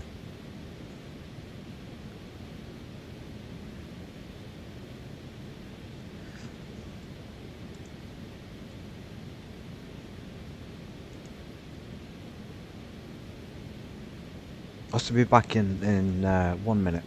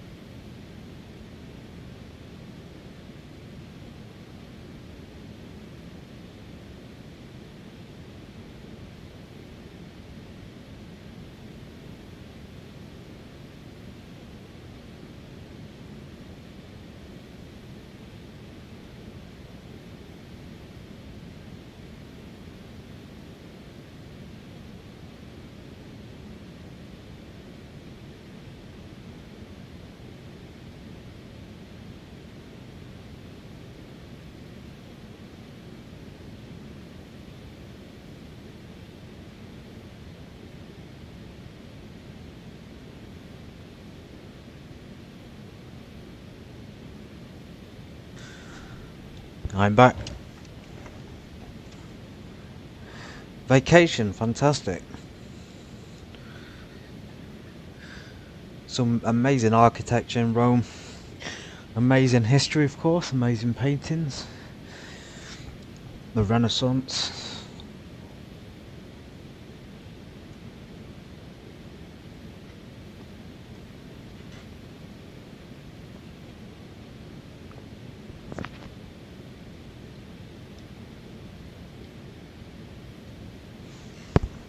I actually took a a very long journey many years ago and was part of a trip to Italy. And we went from the United Kingdom, of course, all the way from the north. Not all the way, but as far as North England as you'd want to go. And we went all the way by coach to Italy. I mean, it took, let's just put it this way, it took a very long time. It took a couple of days. It took, I think, 2 days.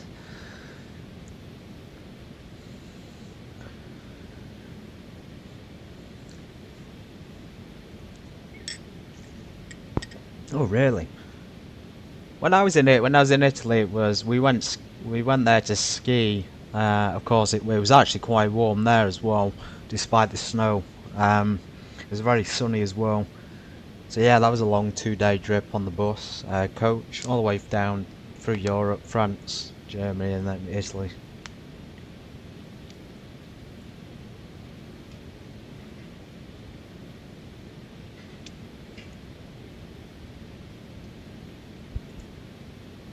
Did you manage to see the Vatican?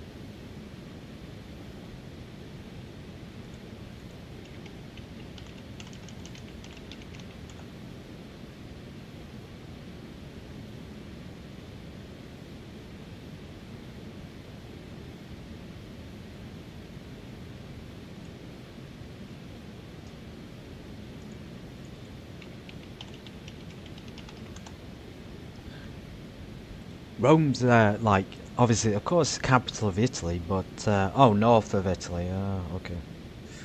Yeah. Well, yeah, I was in the north of Italy, skiing. But Rome is sort of like a strange state, a strange place, because the Vatican is its own state. It's officially known as the Vatican City State. For me, like, that's a strange thing to have in a country, to have an isolated state within a state.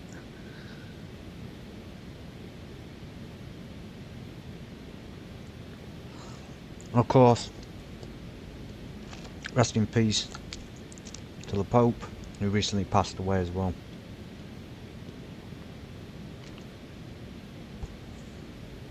I'm sure they'll be picking a new Pope very soon.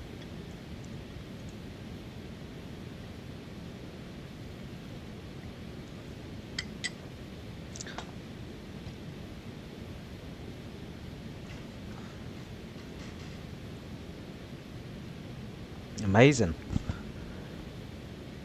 When was that? Was that recently or within the last, I don't know, 5 years?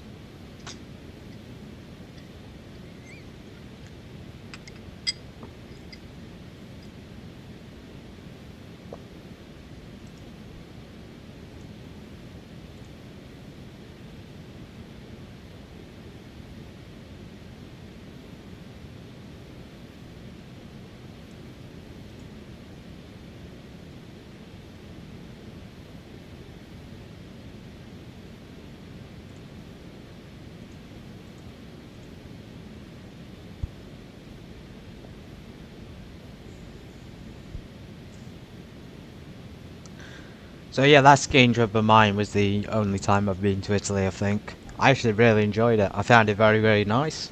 Aside from the weather and the skiing, the people were friendly.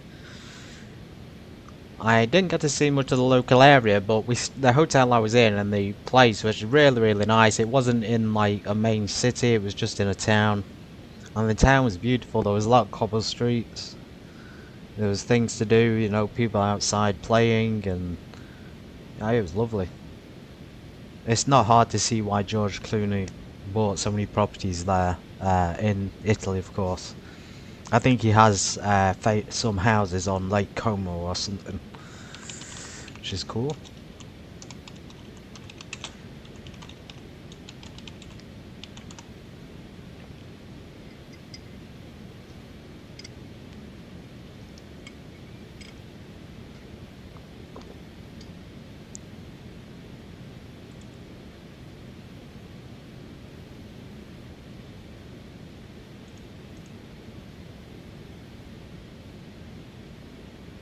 Naples as well, another good one. I used to fly into there with the CRJ 700.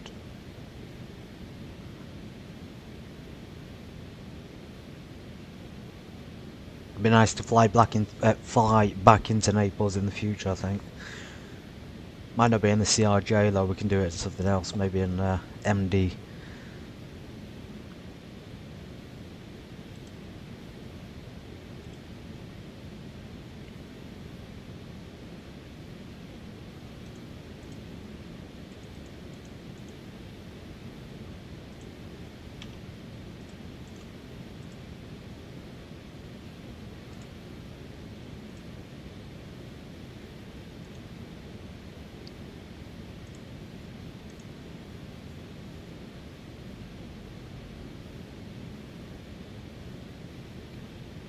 So just checking on the aircraft.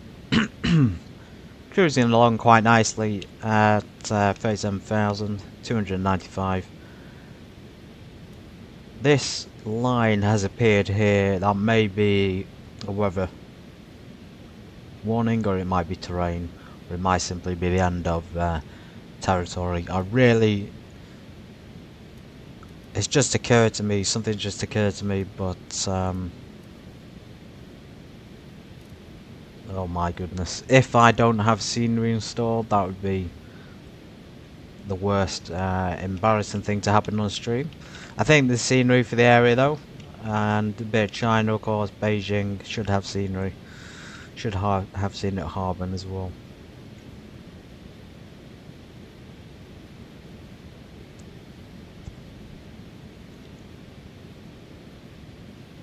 Norway. Norway in the north, where all the Vikings are from. 400 kilometers longer than Italy. Blimey.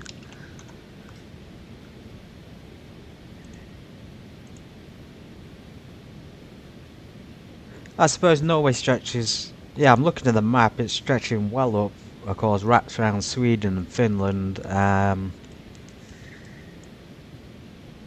That's quite a big country then. Europe in comparison to most places is quite small in terms of its state sizes.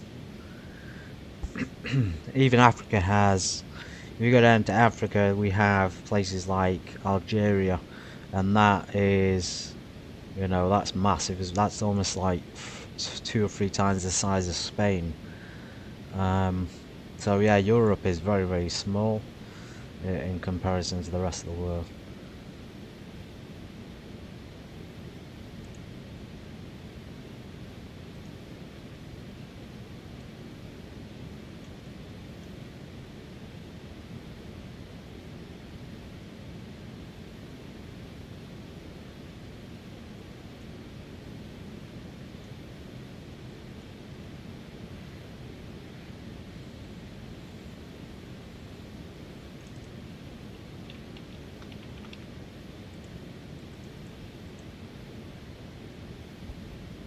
And as you mentioned to me, Findus, I do remember you mentioned to me about Svalbard, far north. I believe that's still part of Norwegian Norway as well. Norwegian archipelago lies in the convergence of the Arctic Ocean with the Atlantic.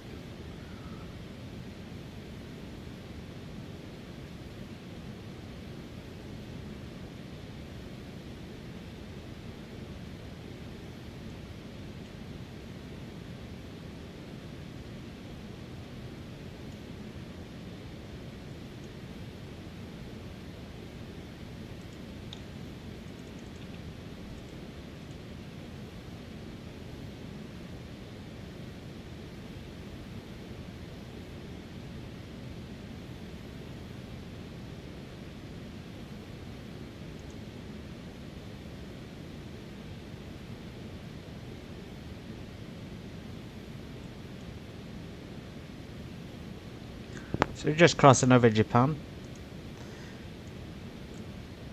This is, I believe, Japan's territory on the map.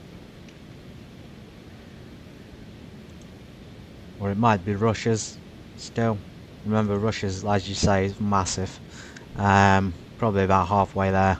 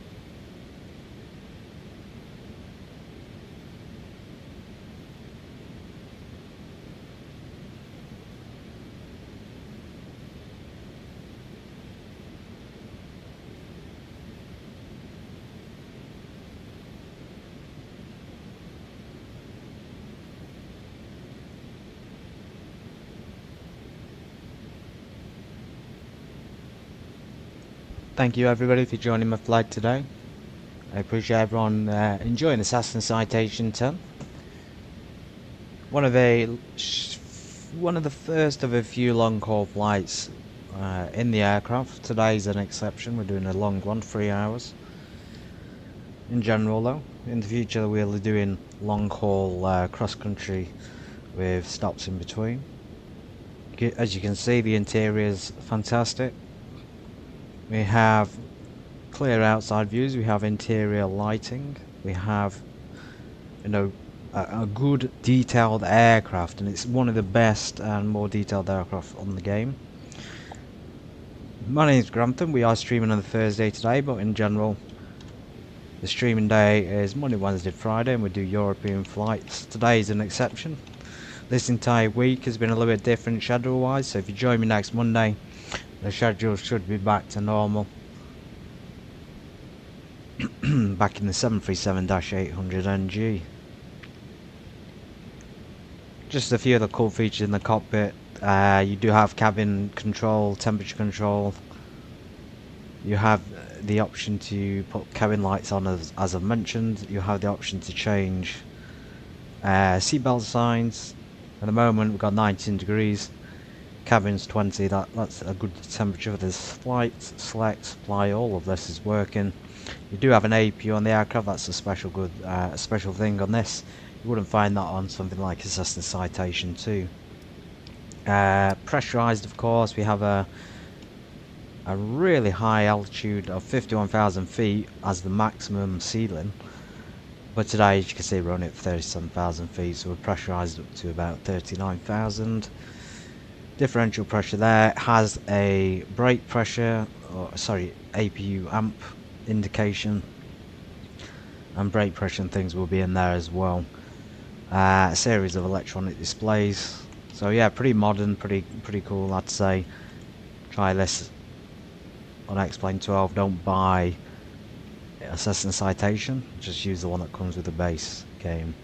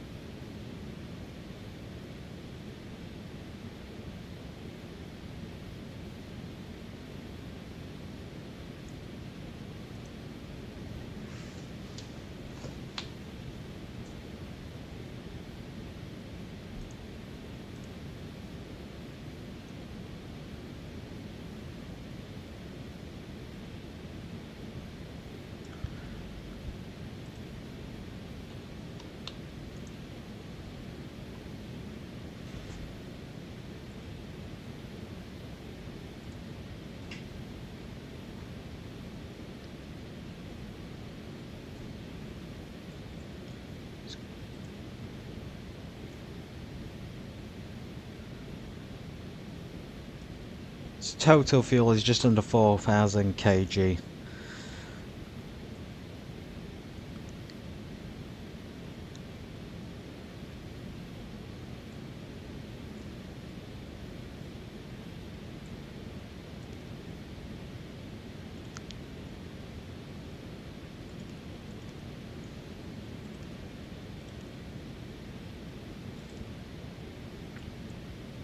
This is fuel flow. I thought that was a indication of fuel quantity. I can't seem to find the fuel quantity. I assumed it was that. It's saying 3,460. And apparently we've got 3,878. Now that should be enough to get there. As you can see, we're just passing over this area, which is in fact not Japan but still Russia. And then this piece of land here is a combination of Russia and China.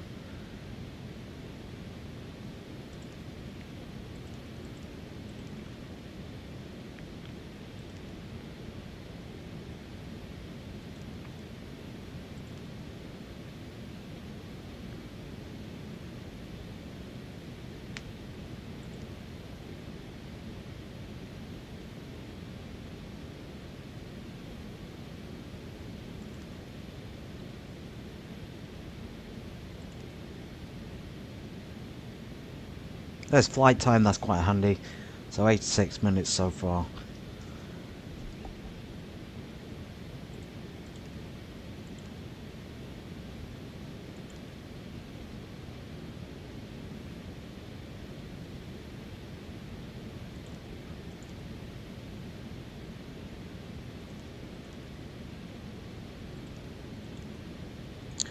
Just checking the systems.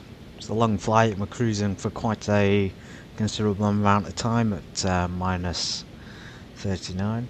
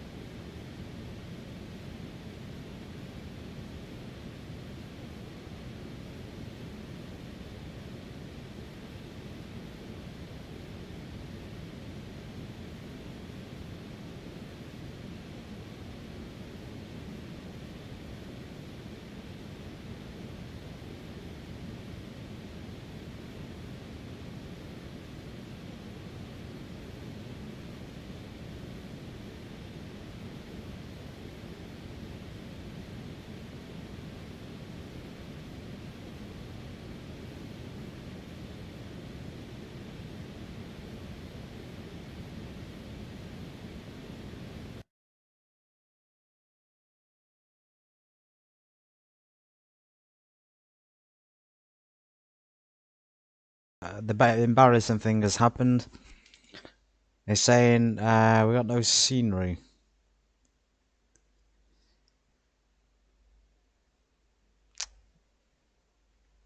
I thought I had the scenery installed, so for China and for Russia. So saying, would you like to end your flight, install the missing scenery now? It was a bit rough to terminate the flight like that because we'll have to restart it. Oh dear. Well, or we can continue with water only and divert to another airport. That's probably what that warning on the map was. I'm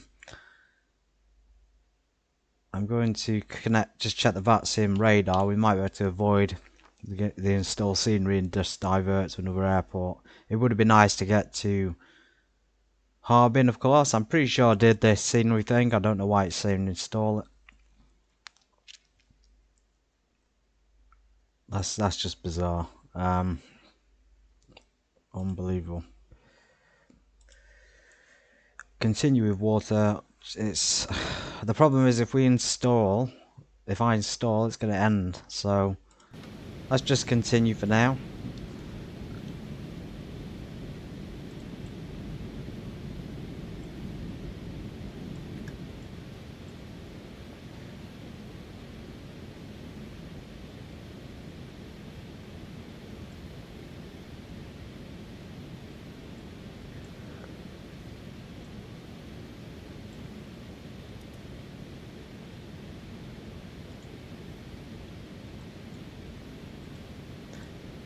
I'm going to check my files and double check that the scenery is in fact there.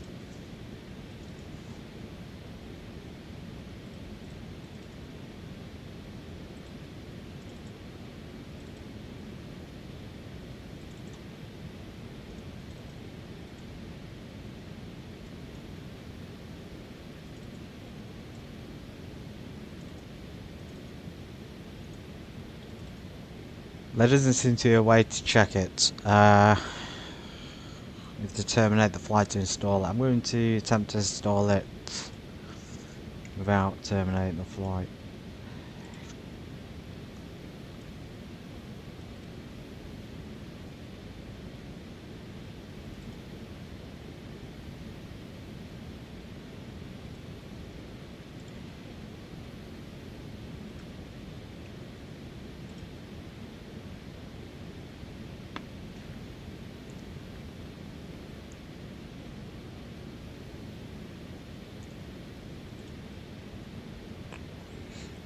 Yeah, so the map on the install is actually telling me that I've installed the scenery there, despite having a warning that there's no scenery. So very peculiar.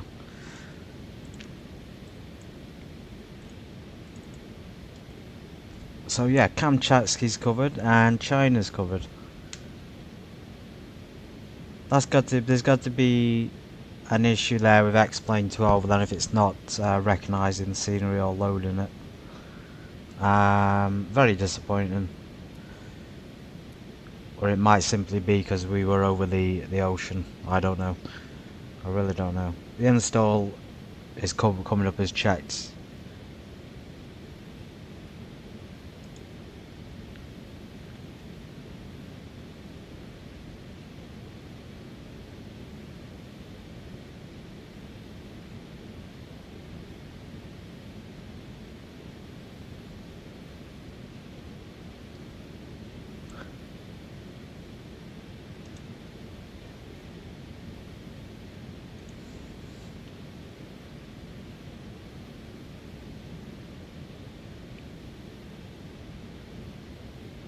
Can't see much from the cockpit.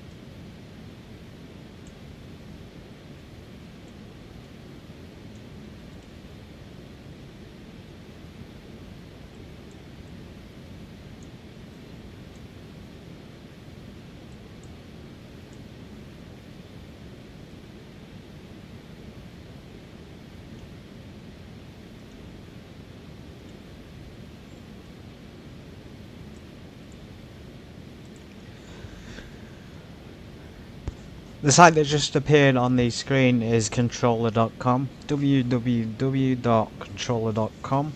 Just checking out the prices of the Citation 10. You usually go for the price, what I think it might be, what it could be. I was kind of bang on the money. I don't consider it to be like. I mean, obviously it's expensive. It's in excess of $1 million. Although this one at the front, this first one is coming up as 1.8, and they got one there for 4.5 million, 2009, 1999, etc., etc. So yeah, a couple of $1 million if you want to buy one.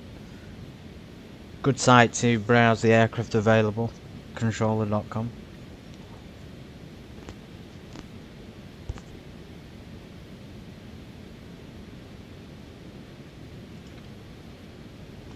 Gonna check out this one, 4.5 mil. Good weekend getaway plane or business jet. You want to fly, I don't know, from Nice to Guernsey or something like that. You could always use this plane.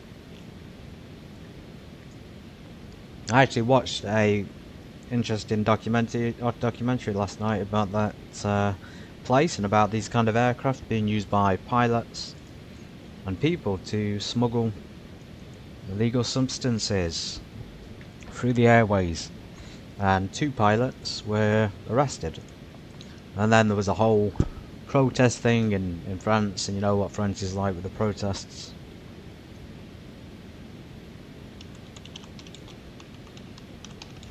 But yeah, very cool aircraft. If you can afford it. Now I'm assuming you get insurance and almost like a mortgage on an aircraft. I'm not sure how it works, or some kind of finance, unless you want to pay by cash or card. So I'll go clear these photos through. Nice interior. It's exactly like the game. I'm actually doing this so we can see the realism compared to the game one as well. I think it looks very good, the X-Plane 12 model. It looks like this particular aircraft, although the one we're in looks slightly more modern on the avionics, and a few other things seem to be. This just looks slightly older, but it's 2009, so it's still newish. It is a beautiful plane. It's one of my I think you can see me clicking on chat, which is YouTube chat. Yeah, beautiful plane, one of my favourites. Taking a while to load the photo though. Interior, it's exactly like the model we're in, the exact same colour. As you can see, the exact same layout on the cabins. This one looks slightly shiny.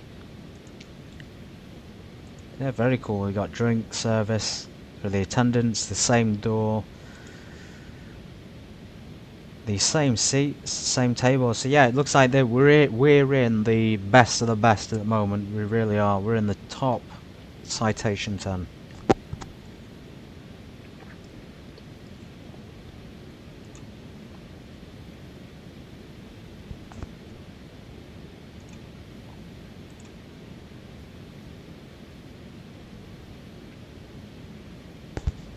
That's very cool. So even our plane has these small TVs here. Maybe for a business call or a conference, or even to watch some SpongeBob, who knows.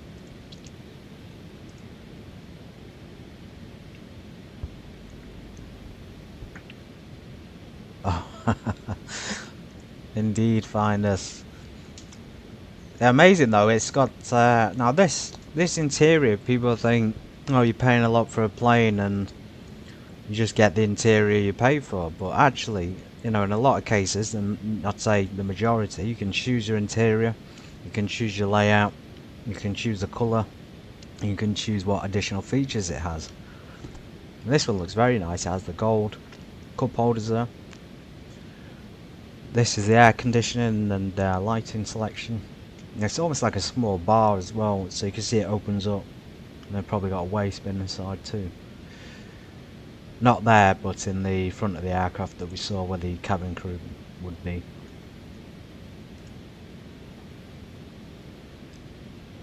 But yeah, it's amazing aircraft. It's just a shame that as I say, those French pilots decided to break the law, smuggle. It was a lot of suitcases of cocaine and drugs and money and other things like that. So yeah, very cool case that would be nice to check out.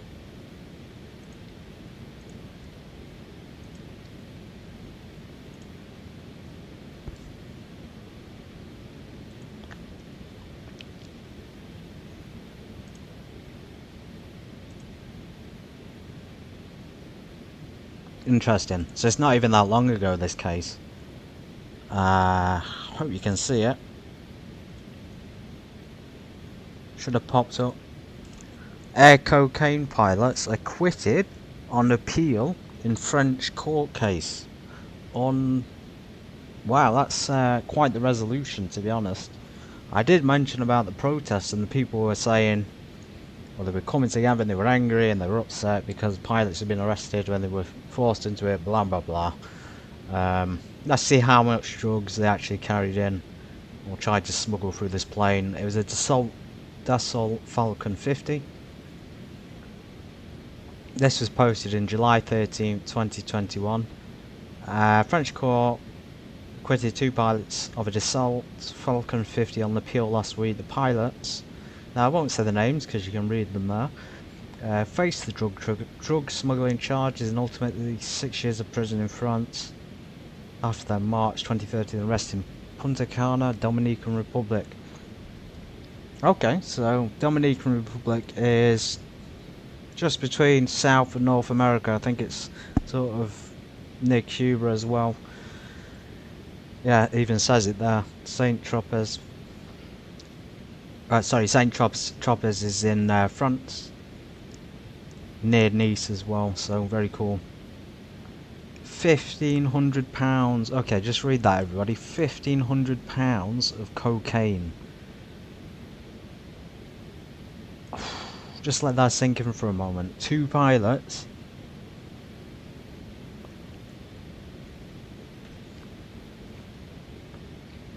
That is a lot of drugs. And drugs are bad. Don't do drugs. Just the amount of suitcases in that plane must have been unbelievable. They must have had at least 30 cases just stocked up in the rear cabin. Oh, here we go. In approximately 20 suitcases. I'm jumping the gun a little bit. 20 suitcases belonging to the jet's passenger, who was arrested and faced charges. I mean, it's gonna look pretty suspicious trying to go through passport control with 20 suitcases. Pilots arrest on the ramp. They were arrested in Dominican Republic. Tribunal August 2015, 20-year prison sentence for their connection to commit international drug smuggling. They fled to the French territory Saint Martin. Okay, that's also, everyone knows Saint Martin Airport. Princess Juliana Airport is famous, well known as the low approach over the beach. I didn't realise it was a French territory though. That's cool.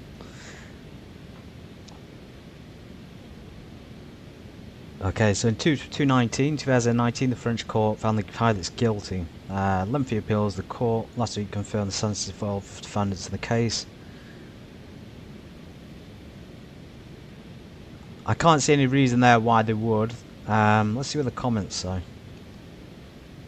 Useful load of default is listed as £1,250. How are they going to get that? I think airborne with 2 pilots, a passenger, 20 suitcases and 15. Yeah, he's got a good point there. Oh god, what have I clicked on? They were coked up when doing the weight and balance. Richard G there with some insightful information. So anyway, everyone's going on about the weight and things. Like I say, £1,500 is a lot. It's the amount of fuel we've got on board today, £1,500. So yeah, quite heavy. Incredible case. I thought it was really interesting to watch the documentary on it. Not this case, but on the airplane stuff in particular. and this case just happened to be on it, so go ahead and check it out. It's on YouTube. You'll be able to find it on there if you just type something like this title in to it.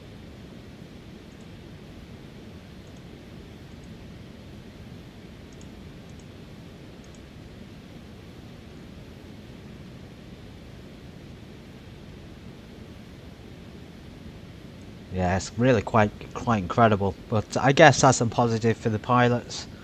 I mean, they're obviously guilty. We all know they're guilty from reading the article.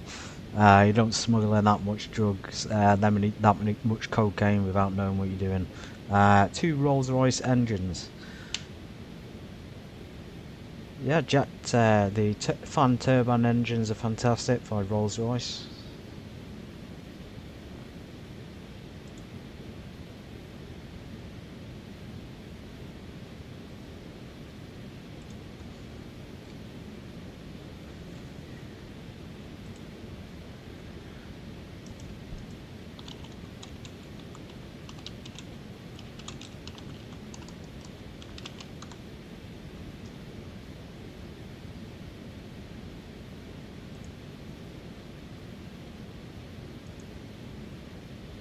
So you got the Rolls-Royce Trent engine, and of course the producer is called Rolls-Royce, and they make a combination of civilian and military engines.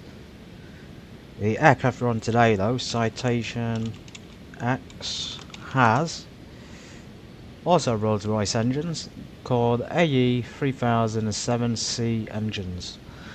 Each engine on this aircraft we're in offers 6,764 pounds of thrust. That's quite a lot for a small jet. That explains why we can cruise at 51,000 if we choose to. Maximum range 3,295 nautical miles.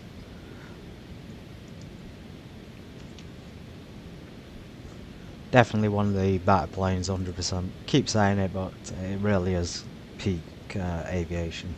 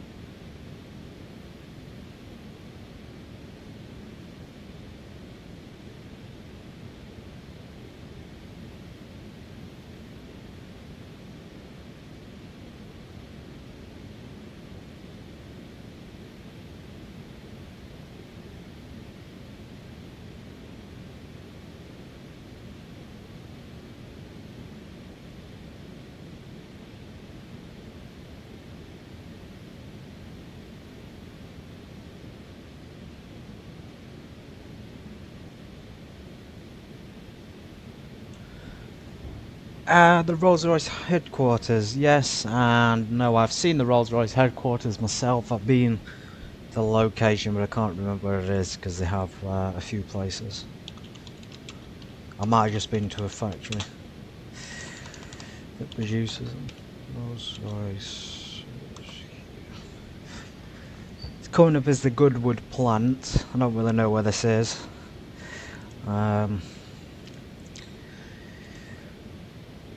Well, London it's saying, but that won't be a factory. That'll just be the actual offices.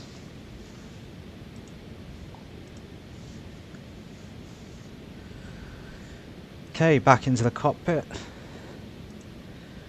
We're doing well, and we got a bit of rough weather here. Is this our destination? No, this is our alternate airport in case we've got any issues. So we're just about over Khabarovsk.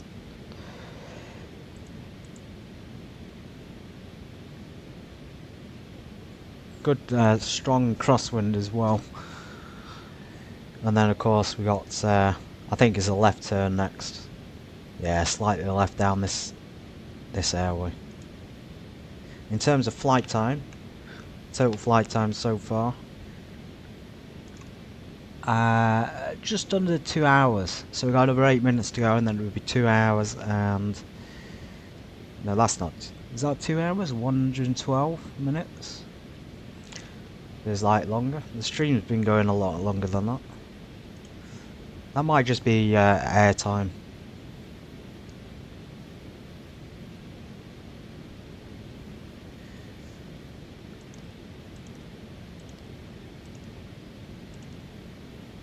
That's a very cool feature. ET timer.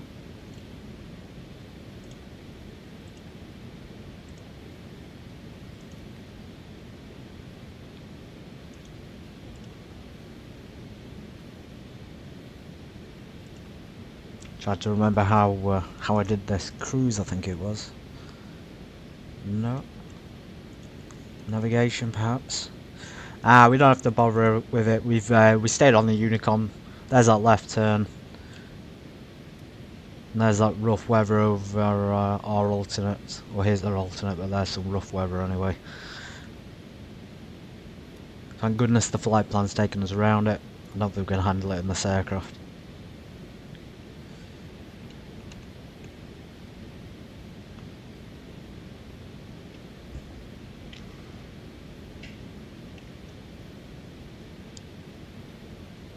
King's Place, London. Did you ever go to Rolls-Royce? Well, did you ever get interested in Rolls-Royce, the company? Did you ever want to work for them when you were in the United Kingdom?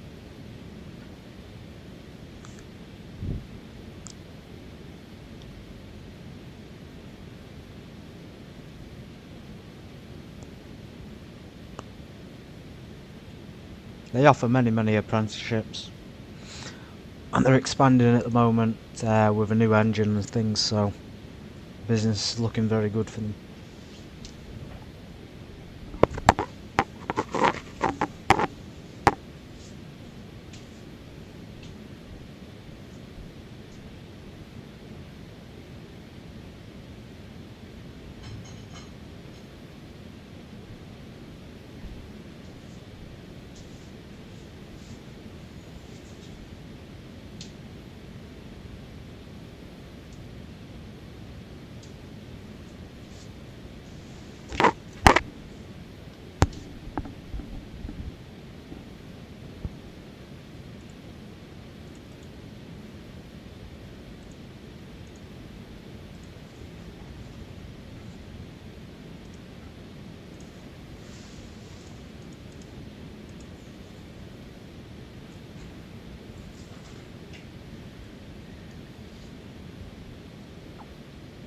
No, I know, yeah, I know they're engine producers, finders, manufacturers. I used to, well, I didn't used to. I have a qualification in aircraft engineering, believe it or not. So, I used to do the work on the Rolls-Royce.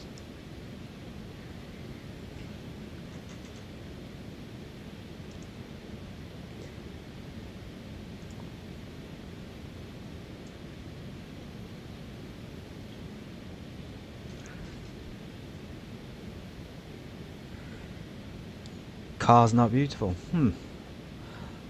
I have to say, for the first person I heard say that, though, I quite like the Rolls-Royce Phantom.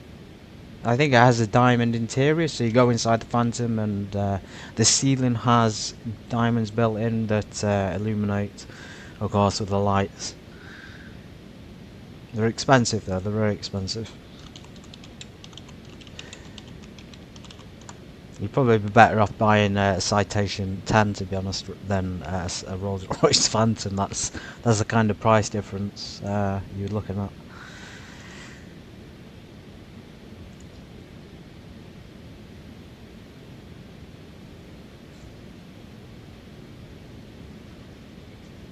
Rolls-Royce Phantoms coming up on used up at upwards of 50, 90 grand, 100 grand. There's one on there for £375,000. I suppose if you're a Russian billionaire, you'd be able to afford it, or even just rich in general.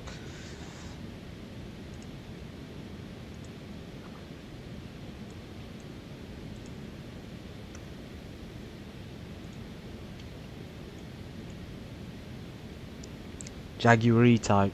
Yes, it is. Oh, find us. You have very good taste in cars as well.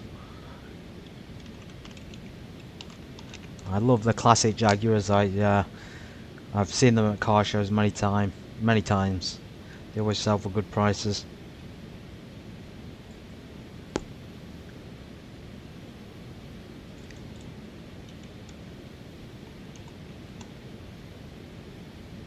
In fact, the United Kingdom, one thing it's good at is hosting classic car shows. Tends to have them in up and down the country in various places, cities and in towns as well.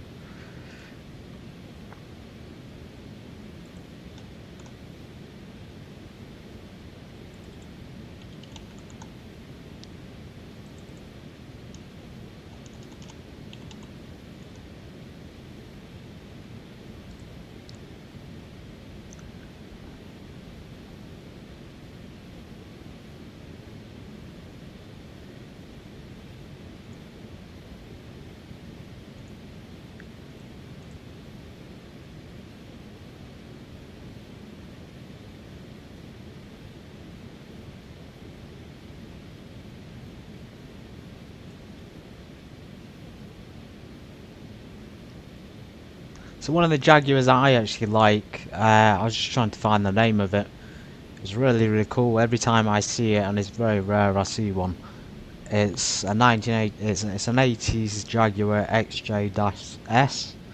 That would be the Jaguar I would buy for my leisure time. So very cool car as well.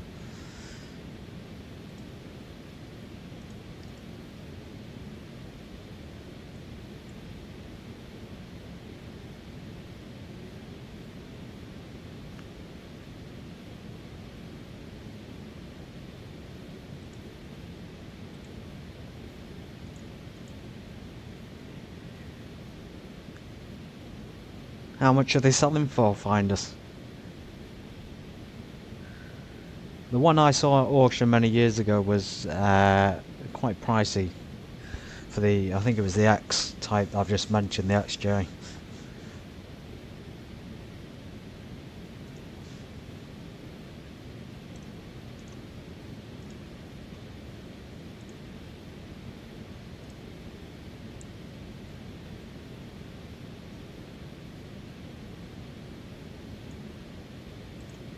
This is the one I like, the XJ.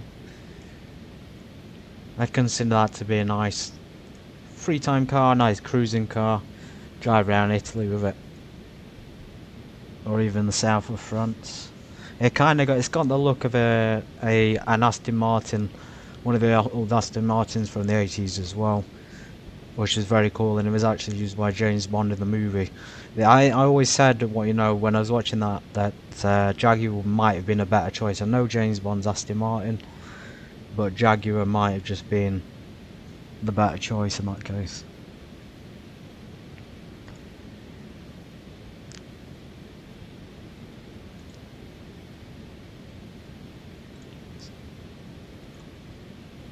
If we go here, we can type Jaguar E-Type. Let's look at your car finders. It's a bit slimmer. It's a bit more sporty looking.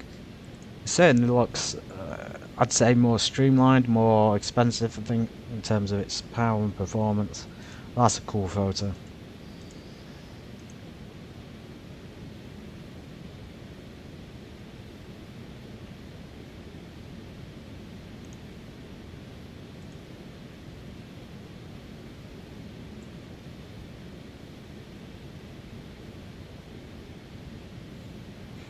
Got a feel of the Aston Martin DBS in its interior. There's one there for sale, saying exclusive sale there, 169 grand. Sweet pricing on that. I didn't realise that was so expensive. God blimey.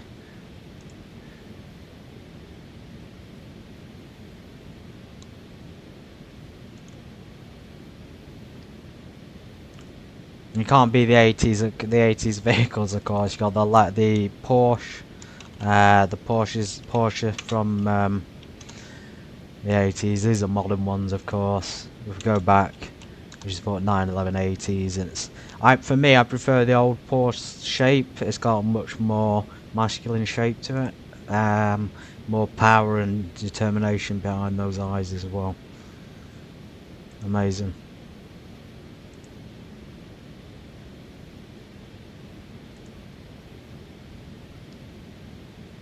Yeah, 100 grand. My goodness. That's unbelievable. To think that you bought, like, when these first came out, they wouldn't have cost anywhere near that much. And now they cost 100 grand. That's insane. But yeah, this Porsche is one of my favourites as well. And like I said, the Aston Martin, everybody who's a James Bond fan will know the Aston Martin DBS as well.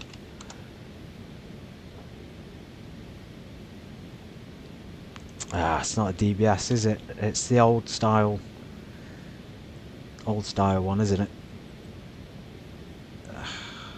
Let's just put James Bond, that's easier. This one, the Aston Martin DB5, that's a very, very cool car indeed. I know, wow, you've even got a picture there of a car with an aircraft.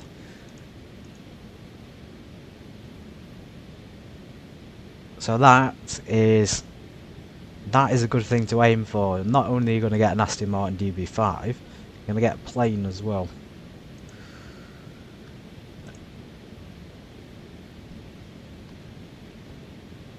I still love this car, the Jaguar X types. They're very, very cool. The Aston Martin's up there as well. You can see the number plate JB007.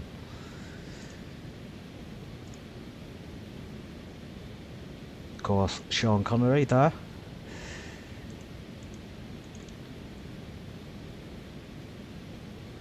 One of the best James Bonds ever.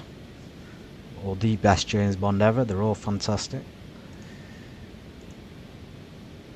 And there's that car I was mentioning earlier from the 80s. It's like a Jaguar, but it's an Aston Martin. This is used by Timothy Dalton. And actually, as you can see there, Daniel Craig came back as James Bond and reused it in No Time to Die, which I thought was a great throwback. Of course, you got James Bond there with both cars. So you got the King Charles on the left, Daniel Craig, aka James Bond, on the right, DB5 on the left, and the Aston Martin used by Timothy Dalton in the 80s movies. So yeah, really cool. We've kind of deviated off topic a little bit. We've gone into a bit of a car thing rather than aeroplanes. Nice to see all James Bond stuff though. It's very cool to see the cars find us, and yours Jaguar E-Type that you like. It's very pretty.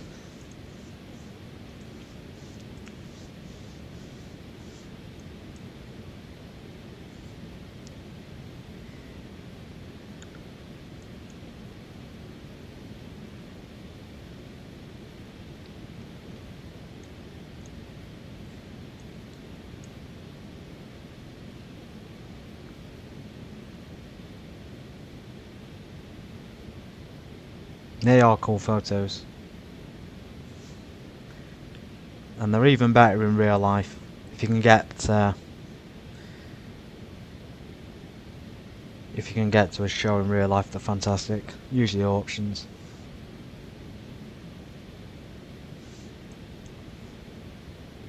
Okay, this flight seems to be dragging on. I thought we might be approaching, but it seems to be slowing down. Might just be the headwind. I think this is just a scenery loading issue. I don't think it's because we don't have it.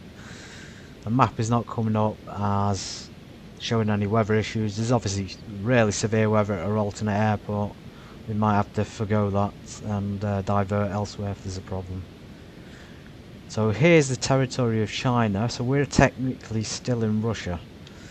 I'll then Taiping's down on the left. Awesome.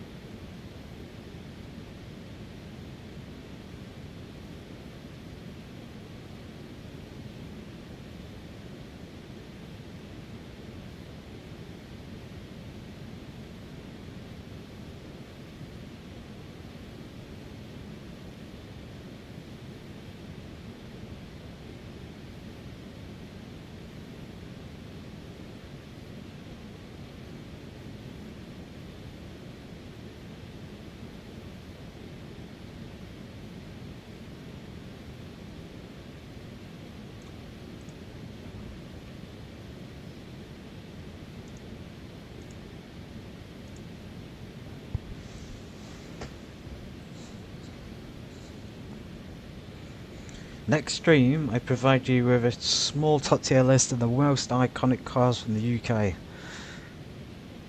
Yeah, I'd quite like that, Finders, that'd be good. I'm going to do the same actually, I'll prepare a list. I've got a lot of favourite cars.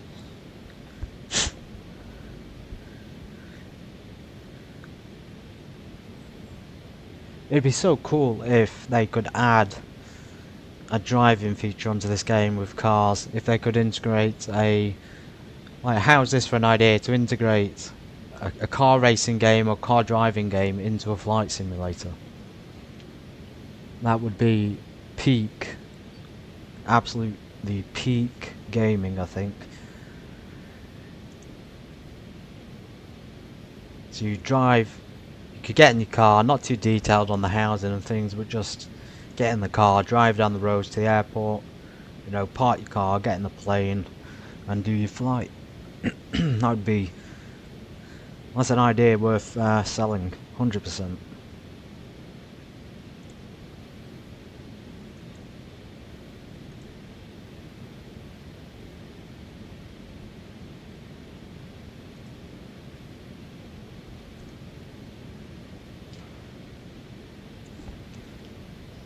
I'm glad you like it, Finders. I actually like that idea quite a lot. I'm going to try and find a modification or something so I can drive a vehicle to my plane on X-Plane 12.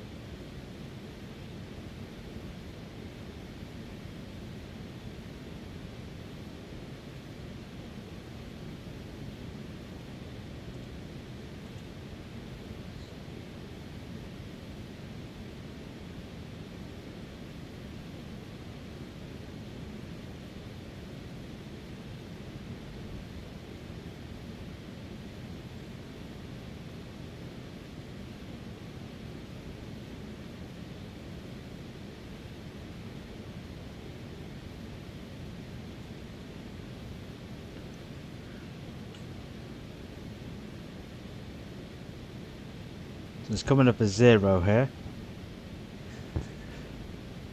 6,520, 3,260 in each.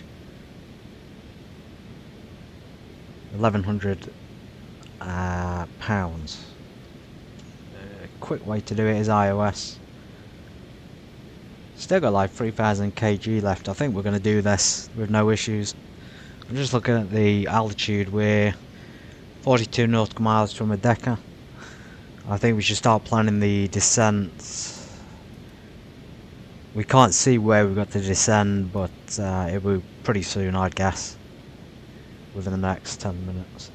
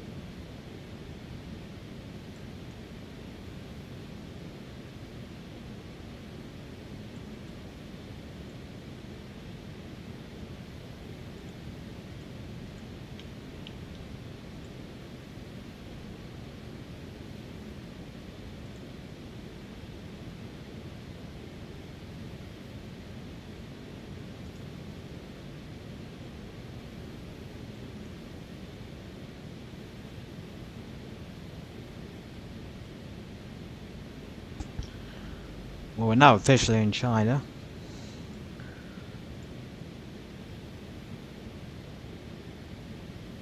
We're officially passing through into Chinese territory soon.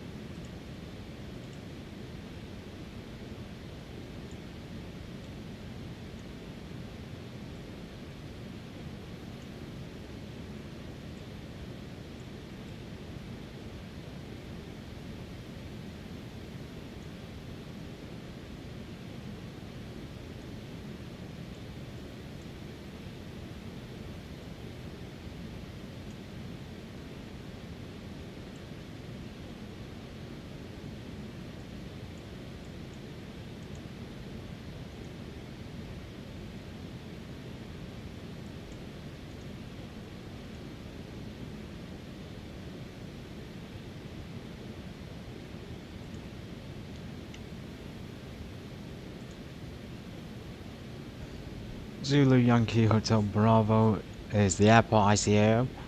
Well, they're going in straight in. It seems for an ILS instrument approach, standard approach procedures to runway 23. Runway 230, that is. We're currently still a good distance away. Judging by the map, so we've just gone past Magit, and then JMU, Igado, and that's our descent. So our descent point's at JMU, which is the next part, so we can descend then. Well, we are following vertical navigation, so hopefully the aircraft's intuitive if autopilot will descend automatically. Passengers are having a good time at the moment. Service has been excellent.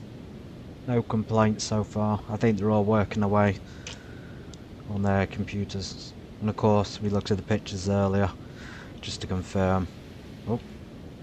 Just to confirm, they do in fact have the screens in the model. You see there, Citation X. It's very, very accurate. There's no way to change the lighting brightness. There's just one option down here if you're unaware of how to turn it on. Cabin lights can be switched on using the not the ELT because that's non-functional, but the interior master switch. And if you want to switch the emergency lights on, that's kind of standard for aircraft. You'll have a emergency light switch down here.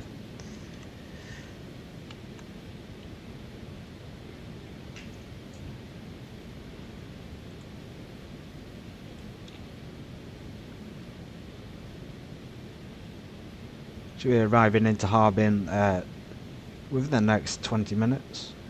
Should be landing within the next 25 minutes.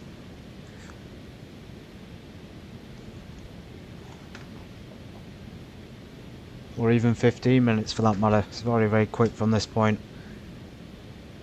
I'm going to pre-select, so if you're wondering if it's I'm a bit concerned it's not going to descend on time. So I'm going to go ahead and pre-select the altitude down to 20,000 feet. Actually, there's quite a steep descent there, so after JMU we descend to 20,000, then down to 11,000 feet at HB 402.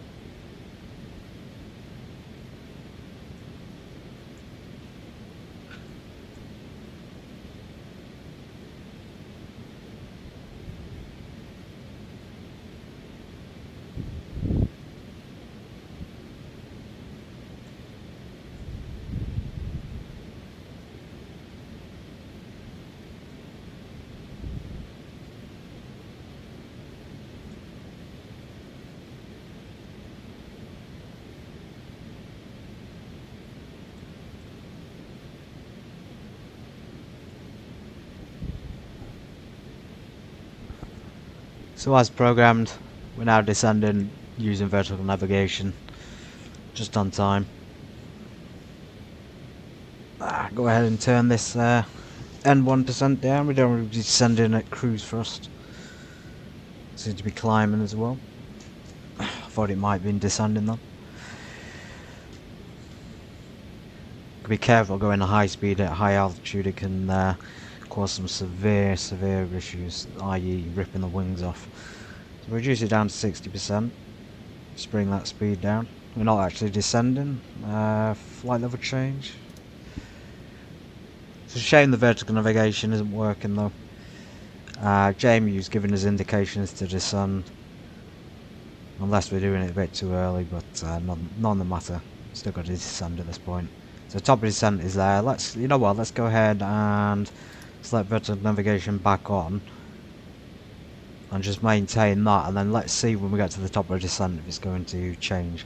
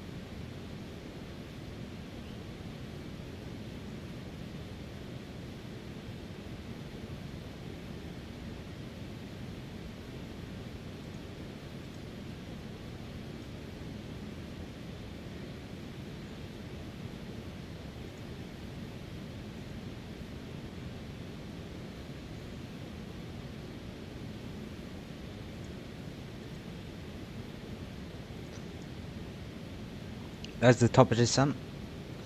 Cessna Citation X, please work.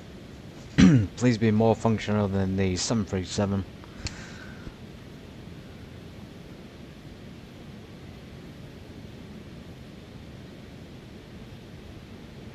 Yelizovo next waypoint, we should be at 20,000 feet for it. It gives you the altitudes in the FMC.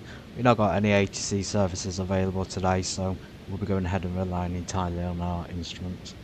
We are using slightly outdated AirX cycle, simply because the flight plan was filed last night and the departure time is different to our actual time of departure today. There's the top of descent, straight into runway 23. We've already calculated, the computers have calculated the speeds, performance, landing. As you can see there, we've got the information: 23 Zulu Yankee Hotel Bravo, Harbin Taiping International Airport, China. A good length for the runway, elevation 439, wind, and there's the VAP and VREF. So quite low speeds in the Cessna Citation, you'll notice, for the landing, and especially for takeoff as well. It's nowhere near it's nowhere near what I thought it would be. I thought it might be more than that. VR speeds are around 130, 134, depending on how much cargo, passengers and fuel, of course. Very, very cool plane. Flight plan, that simply takes you back to that page. You can use the FMC on the co-pilot side. I think there's an IRS in real life on this central console down here. But on this one it's automatic, this particular model. Cockpit voice recorders. Something there for an emergency. Parking brake, of course. Seat adjustment. You can't adjust the handle armrests. I'd like to see that in the update for X-Plane 12. Adjustable armrests. Graphically it's very solid. Interactable with the oxygen might be good as well. Maybe increase that realism a little bit.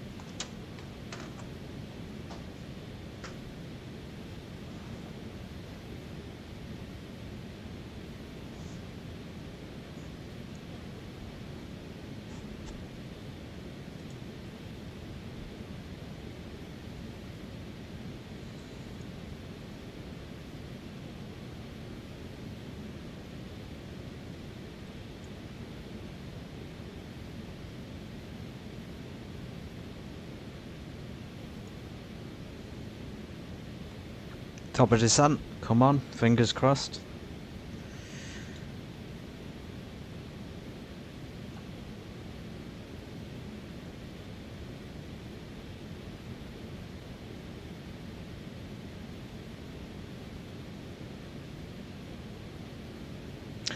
Let's turn the altitude off and just allow the vertical navigation to control the altitude and speed. So there's top of descent. Maybe we have to change the altitude down here. There we go.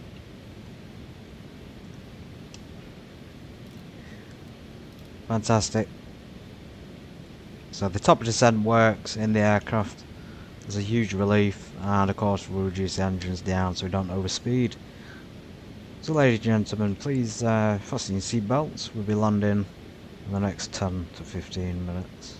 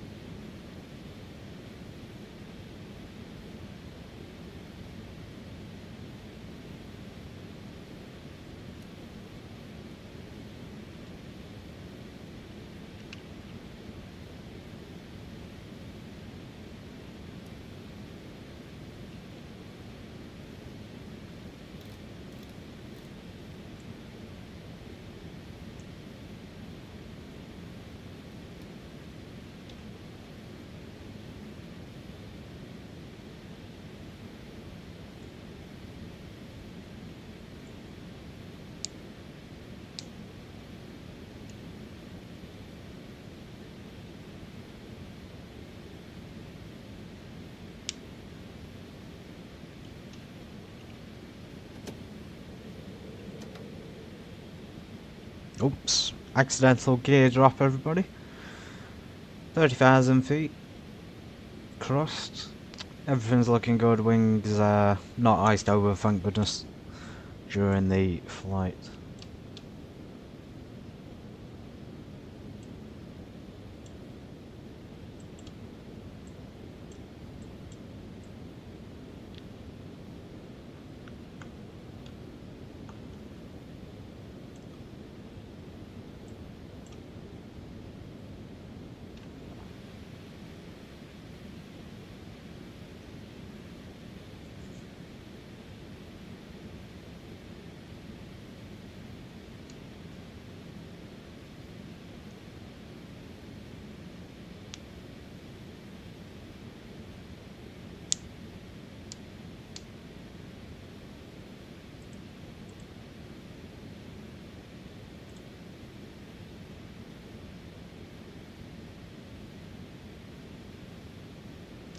Okay, raining.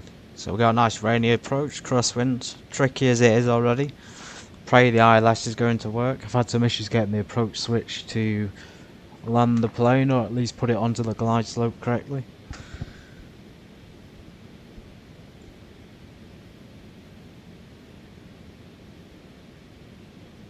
I think those teething issues at the beginning of the stream were simply a connection to the internet issue. Seems to be a poor internet provider. I will have to switch providers soon. Crossing 26,000 feet, we have slowed down about 270, so I'm going to leave the throttles where they are and just allow the aircraft to pitch for the speed. We don't need to increase it at this sort of speed and altitude. Lights, I'm going to turn them for landing. I've left them on for the fly, but for landing I'm going to turn them off, so I'll be turning it down to this, so I'll be able to see the runway. Now the Cessna Citation 10, despite being a fantastic aircraft, it has, it has drawbacks. One of the most notable ones is the fact that there's a lot of glare on the shield, the windshield. It is sometimes very tricky to see out of it and to see terrain and the airport and things, because the instruments are reflecting onto the windshield. So yeah, it'd be really cool if that could get fixed as well. And of course on the side you can see these little patches. I hope you can see it. Just turn the light up. You should be able to see it. It's quite a lot of glare. Lighting wise, very, very cool. Map lights are great. You probably only need the map light, and that's on the co-pilot and pilot side as well.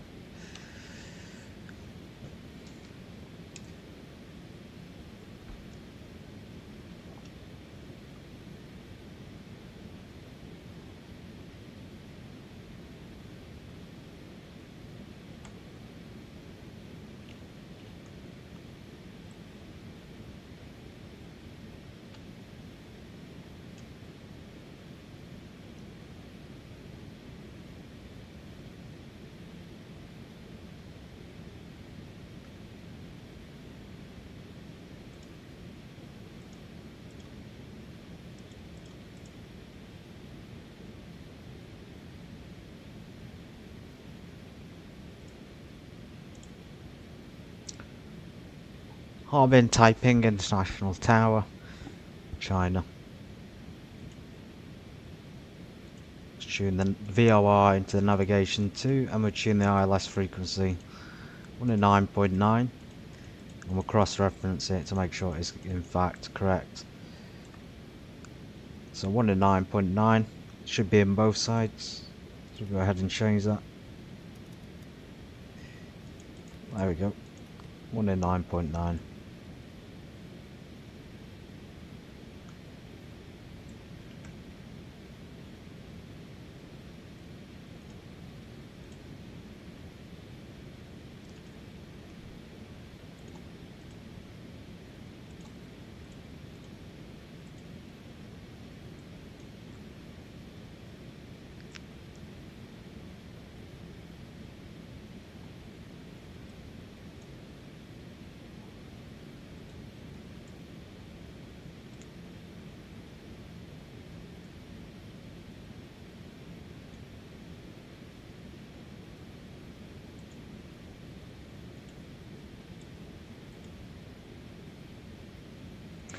Just trying to find the parking space we're going to be taking. I'm assuming we're going to be able to do a high-speed turn off at A5.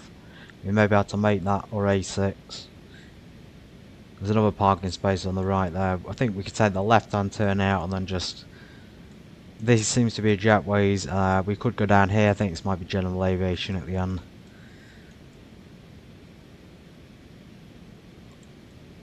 I'll have to see when we arrive. There's no... X-plane developers, please add, you know, onto the maps. Make sure the taxiways are all labelled, because a lot of them aren't. And make sure the parking spaces have numbers on them, so we know where general aviation is, etc.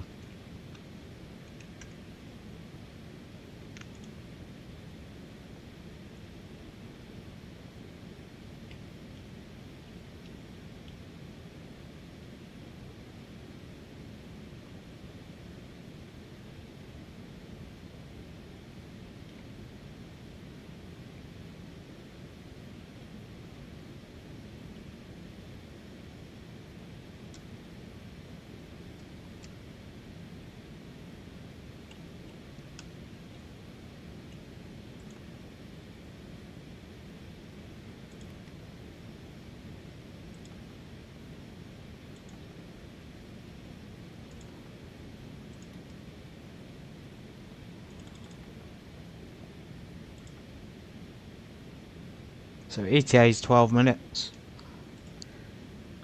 Probably be slightly less than that.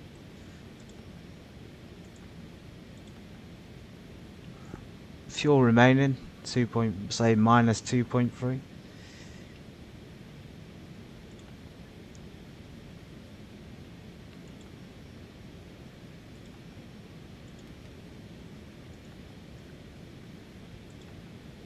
Temperature outside is looking nice and warm though.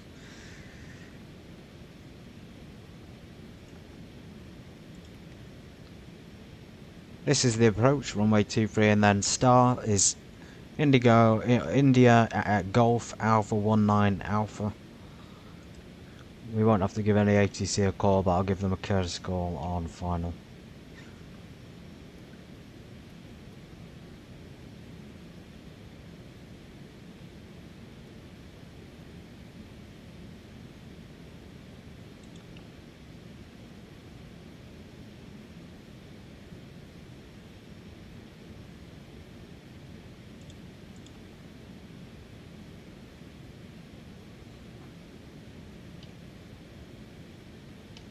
Just going to go ahead and decrease the speed. We're going to go down to the height it's given us there, which is 5,000 feet.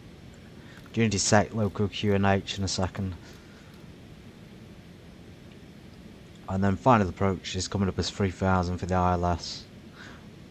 So I've noticed as well in Citation it does have a steep and sometimes long ILS approach, and I think it might be slightly broken, I'm not sure, it just doesn't seem to work. It's always putting me too high on it. Okay, so 1003 is the QNH. With transition level, I don't know what the transition level is, let's check. So that's wind, 210 at 7 knots. Of course, QNH. It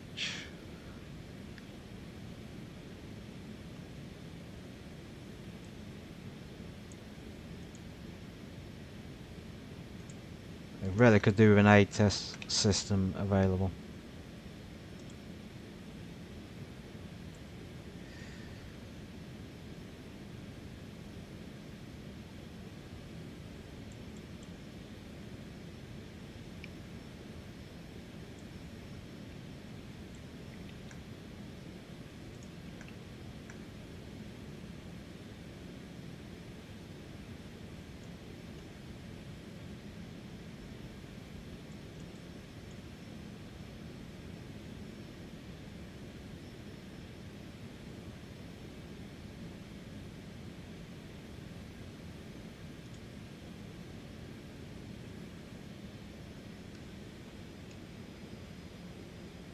That might be the runway. I just saw some lights ahead. It looks awfully like an airport, so we must be very, very close. can pretty much get prepped for landing. So I'm going to stick one slat. As you can see, the slats are deploying. That's the leading edge devices. I can double check in the passenger seat. You can't really see it without a torch. Just over the anti-ice is the slats. I'm going to turn the anti-ice off.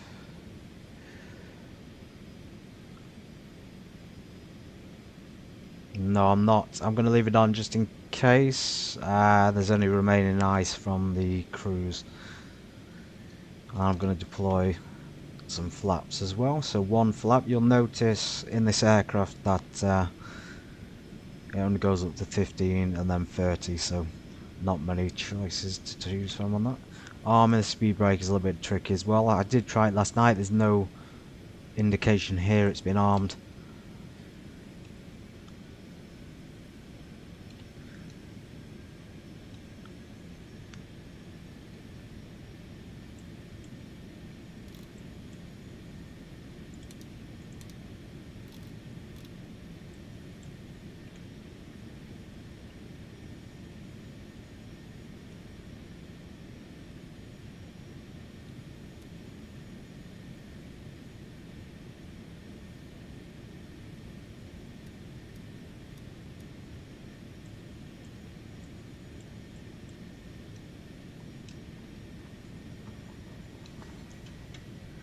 Just going to step away from the cockpit. Be right back.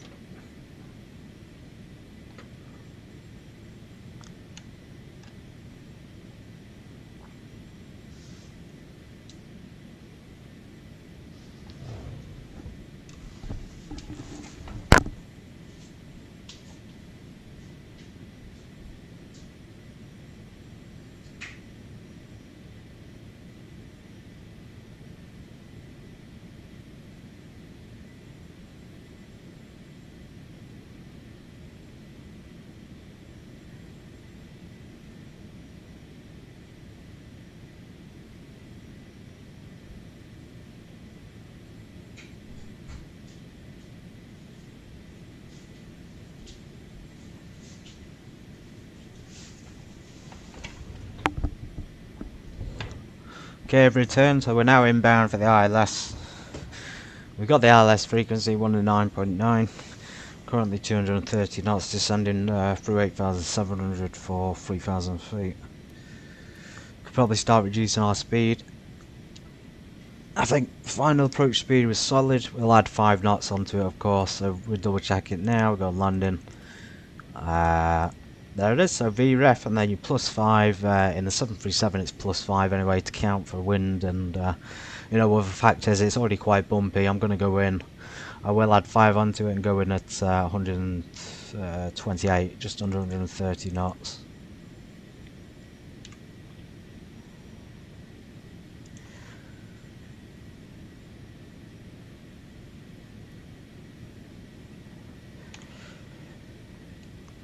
Severe turbulence. We've only got an 8 knot, 9 knot headwind. Okay, so the navigation's actually taken us the wrong. We should be coming, I think, to the right and then down here. So I'm not sure how that's going to work unless it's deciding to come to this point and then turn to final. That's going to be a bit tricky. So I suppose we can just go straight to final from this position. From where we are. See if we can correct it a little bit.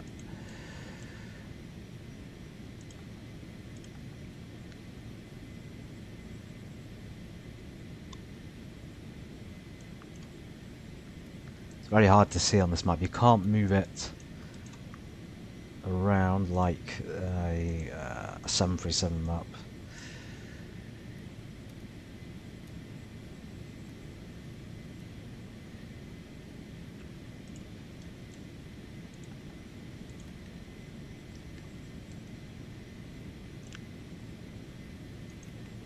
Let's select the ILS. Should have been selected already.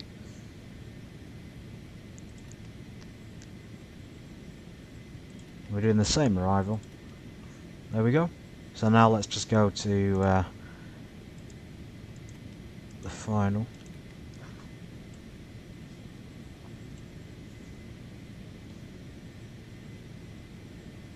speed and everything is fluctuating like crazy.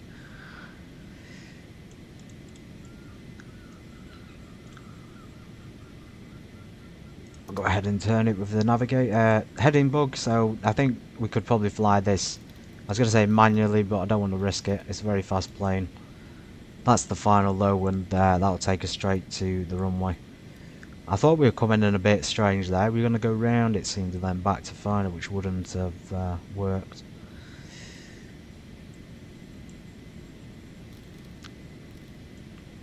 Gives us time to slow down. Of course, there's the runway. There's no chance we could have done that. I don't know what the FMC actually wanted us to do. So we'll have to do a 360, turn back round to the runway and do a landing.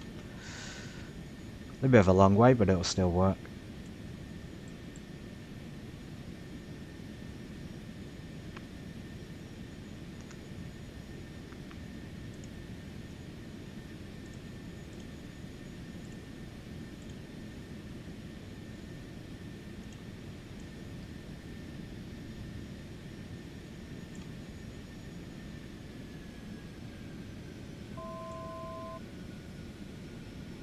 Okay, anti-ice coming off. Windshield there can stay on. In fact, let's turn windshield air off. We'll leave the others on as well.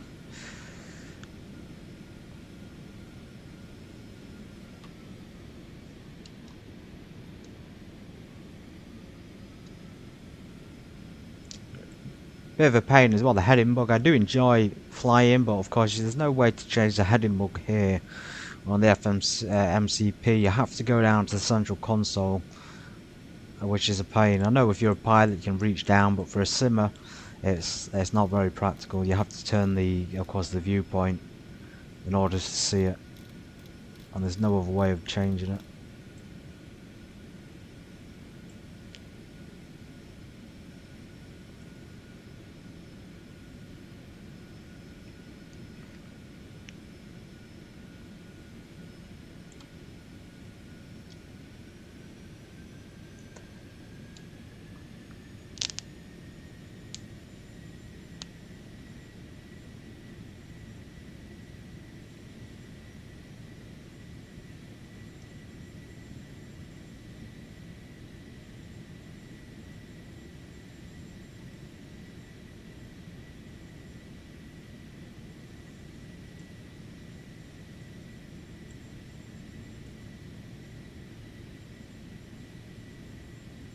I'm just going to turn all the way to final now. Bring that speed back. I've put 5 degrees of flaps. I'll put 15 when we get on final, and then I'll put the gear down within a short distance from the runway. Being sure to change FMS to navigation on both sides.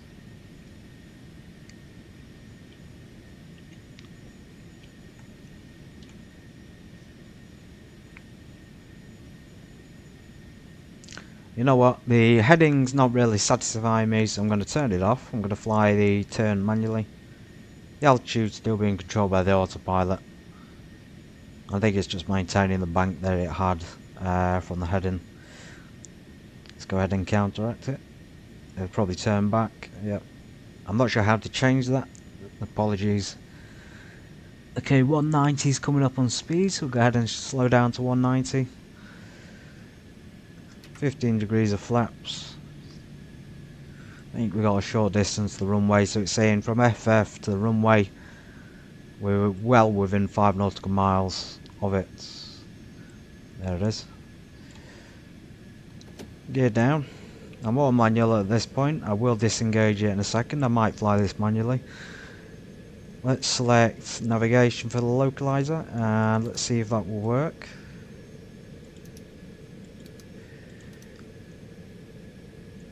On both sides, I hope. Bank angle.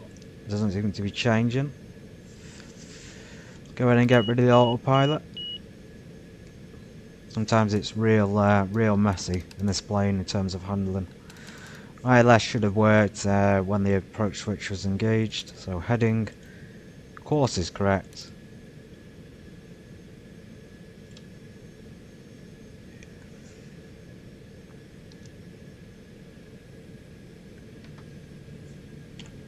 of course flaps full. In a moment, I think the green line on the heading indicator, or this ADI, is in fact the ILS glide slope.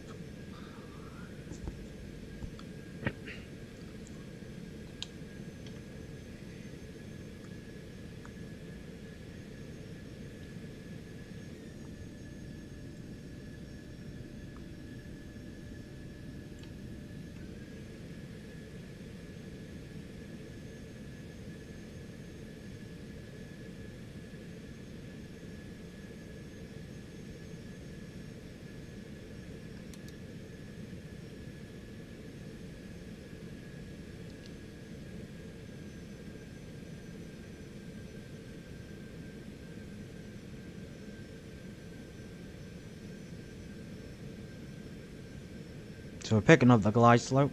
Is in fact the green thing. It's going to turn colours, change colours, I hope.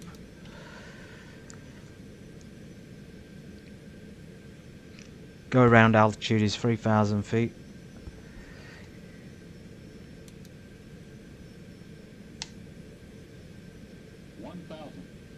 Okay, there's the glide slope. I'm going to pitch up. We can add more thrust to maintain it.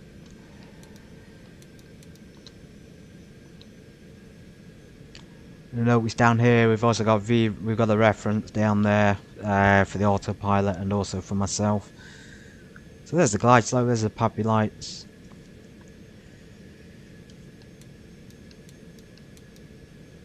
Maintain it as we are.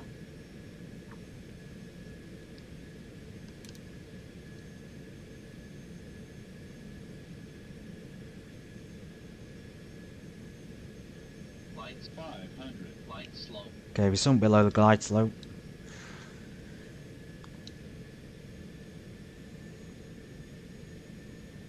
There we are. 400. Speed is looking good. 300. 300 feet. I don't know if you can hear the call outs. Very close. It's touchdown. Didn't say that set the QNH. That's fine. We still got the call outs to give us a reference.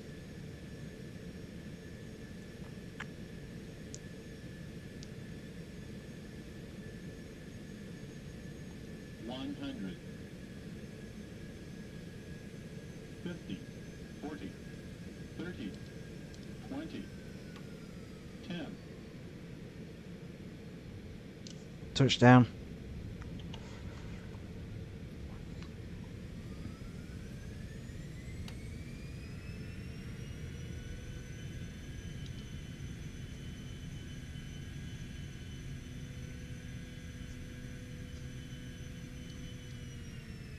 Okay, let's go ahead and install the reverse thrusts. Ratings out of 5 in chat would be appreciated. We'll retract the flaps. We didn't have a landing lights on there, so forgive me. We do have taxi lights available and we'll go ahead and taxi off the runway.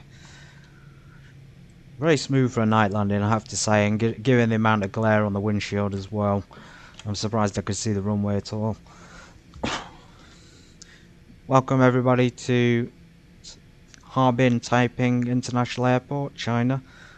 We hope you've enjoyed our flight with Private Jet Airways and we look forward to seeing you again in the future. Please remain seated for the duration of the taxi and you'll be able to move about the cabin once we get to the gates. Thank you very much.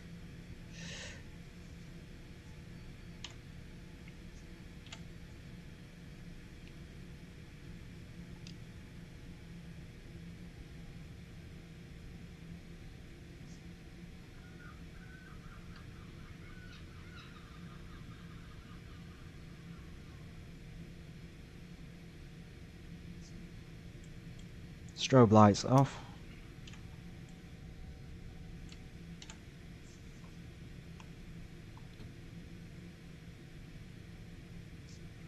Your damper can come off.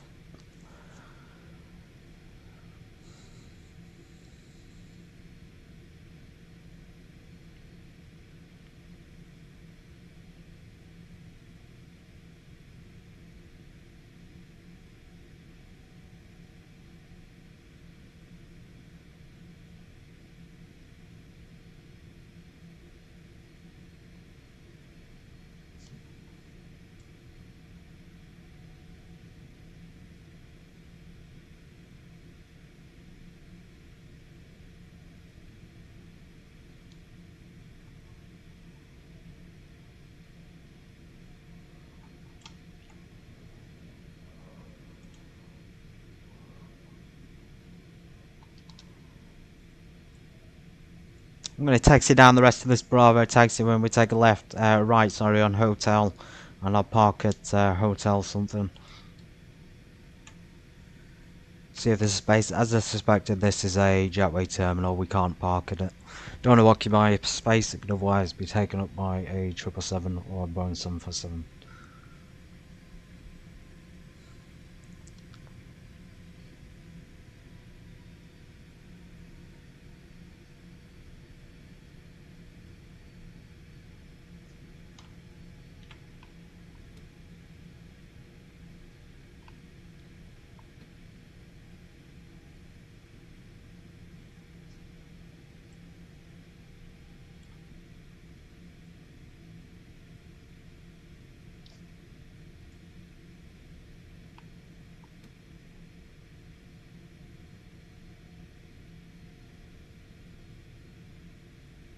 Occupied by massive planes by the look of it.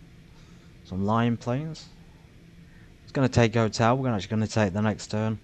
Seems a little bit quieter. I'll park underneath a lamp as well so we can see the exterior of the plane. Survived though. It survived the entirety of that longer haul flight and it's still got a lot of fuel left.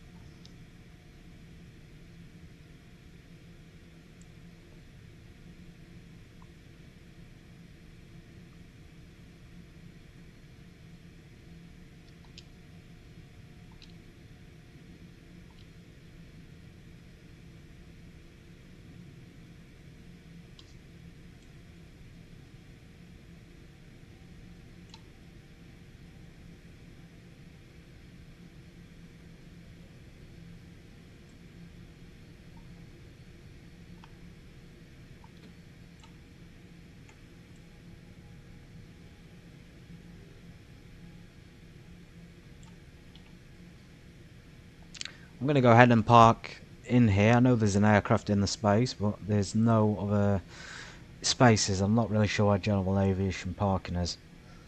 We're technically a commercial flight, so we should be alright. I'll go ahead and park here. There's a line there for space, so we might as well use it.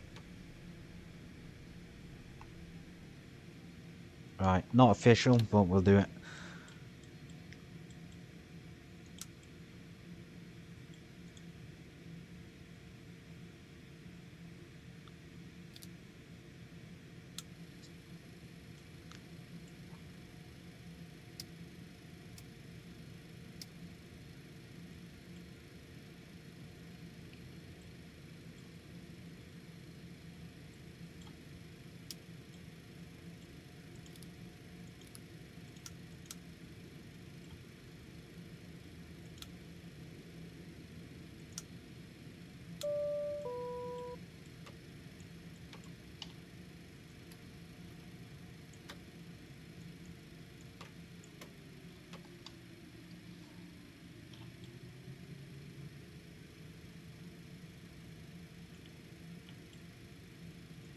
Trying to shut down the engines.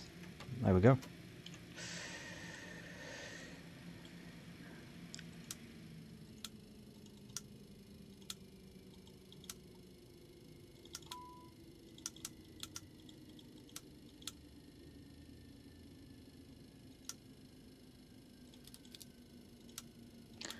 Fantastic. So the emergency lights are on. You can see them here.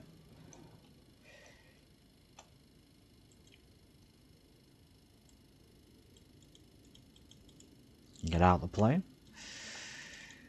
I think we might have to unlock it from the cockpit. Excuse me. Let's go ahead and turn that off. That might help. Or is that automatically on? It seems to be off, so that one's very handy. Trying to get out of the plane so we can terminate the flight. There we go. So that must have been the door lock. But yeah, fantastic experience. I am very impressed with the Citation.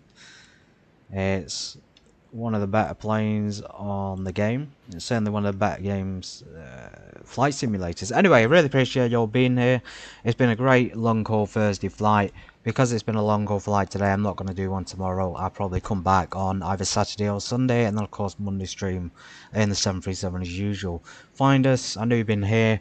Really appreciate your time and your company. It's been good chatting to you about the various topics and things, and I hope you all enjoyed the flight from Kamchatsky to Harbin. Have a great evening, everybody, and take care.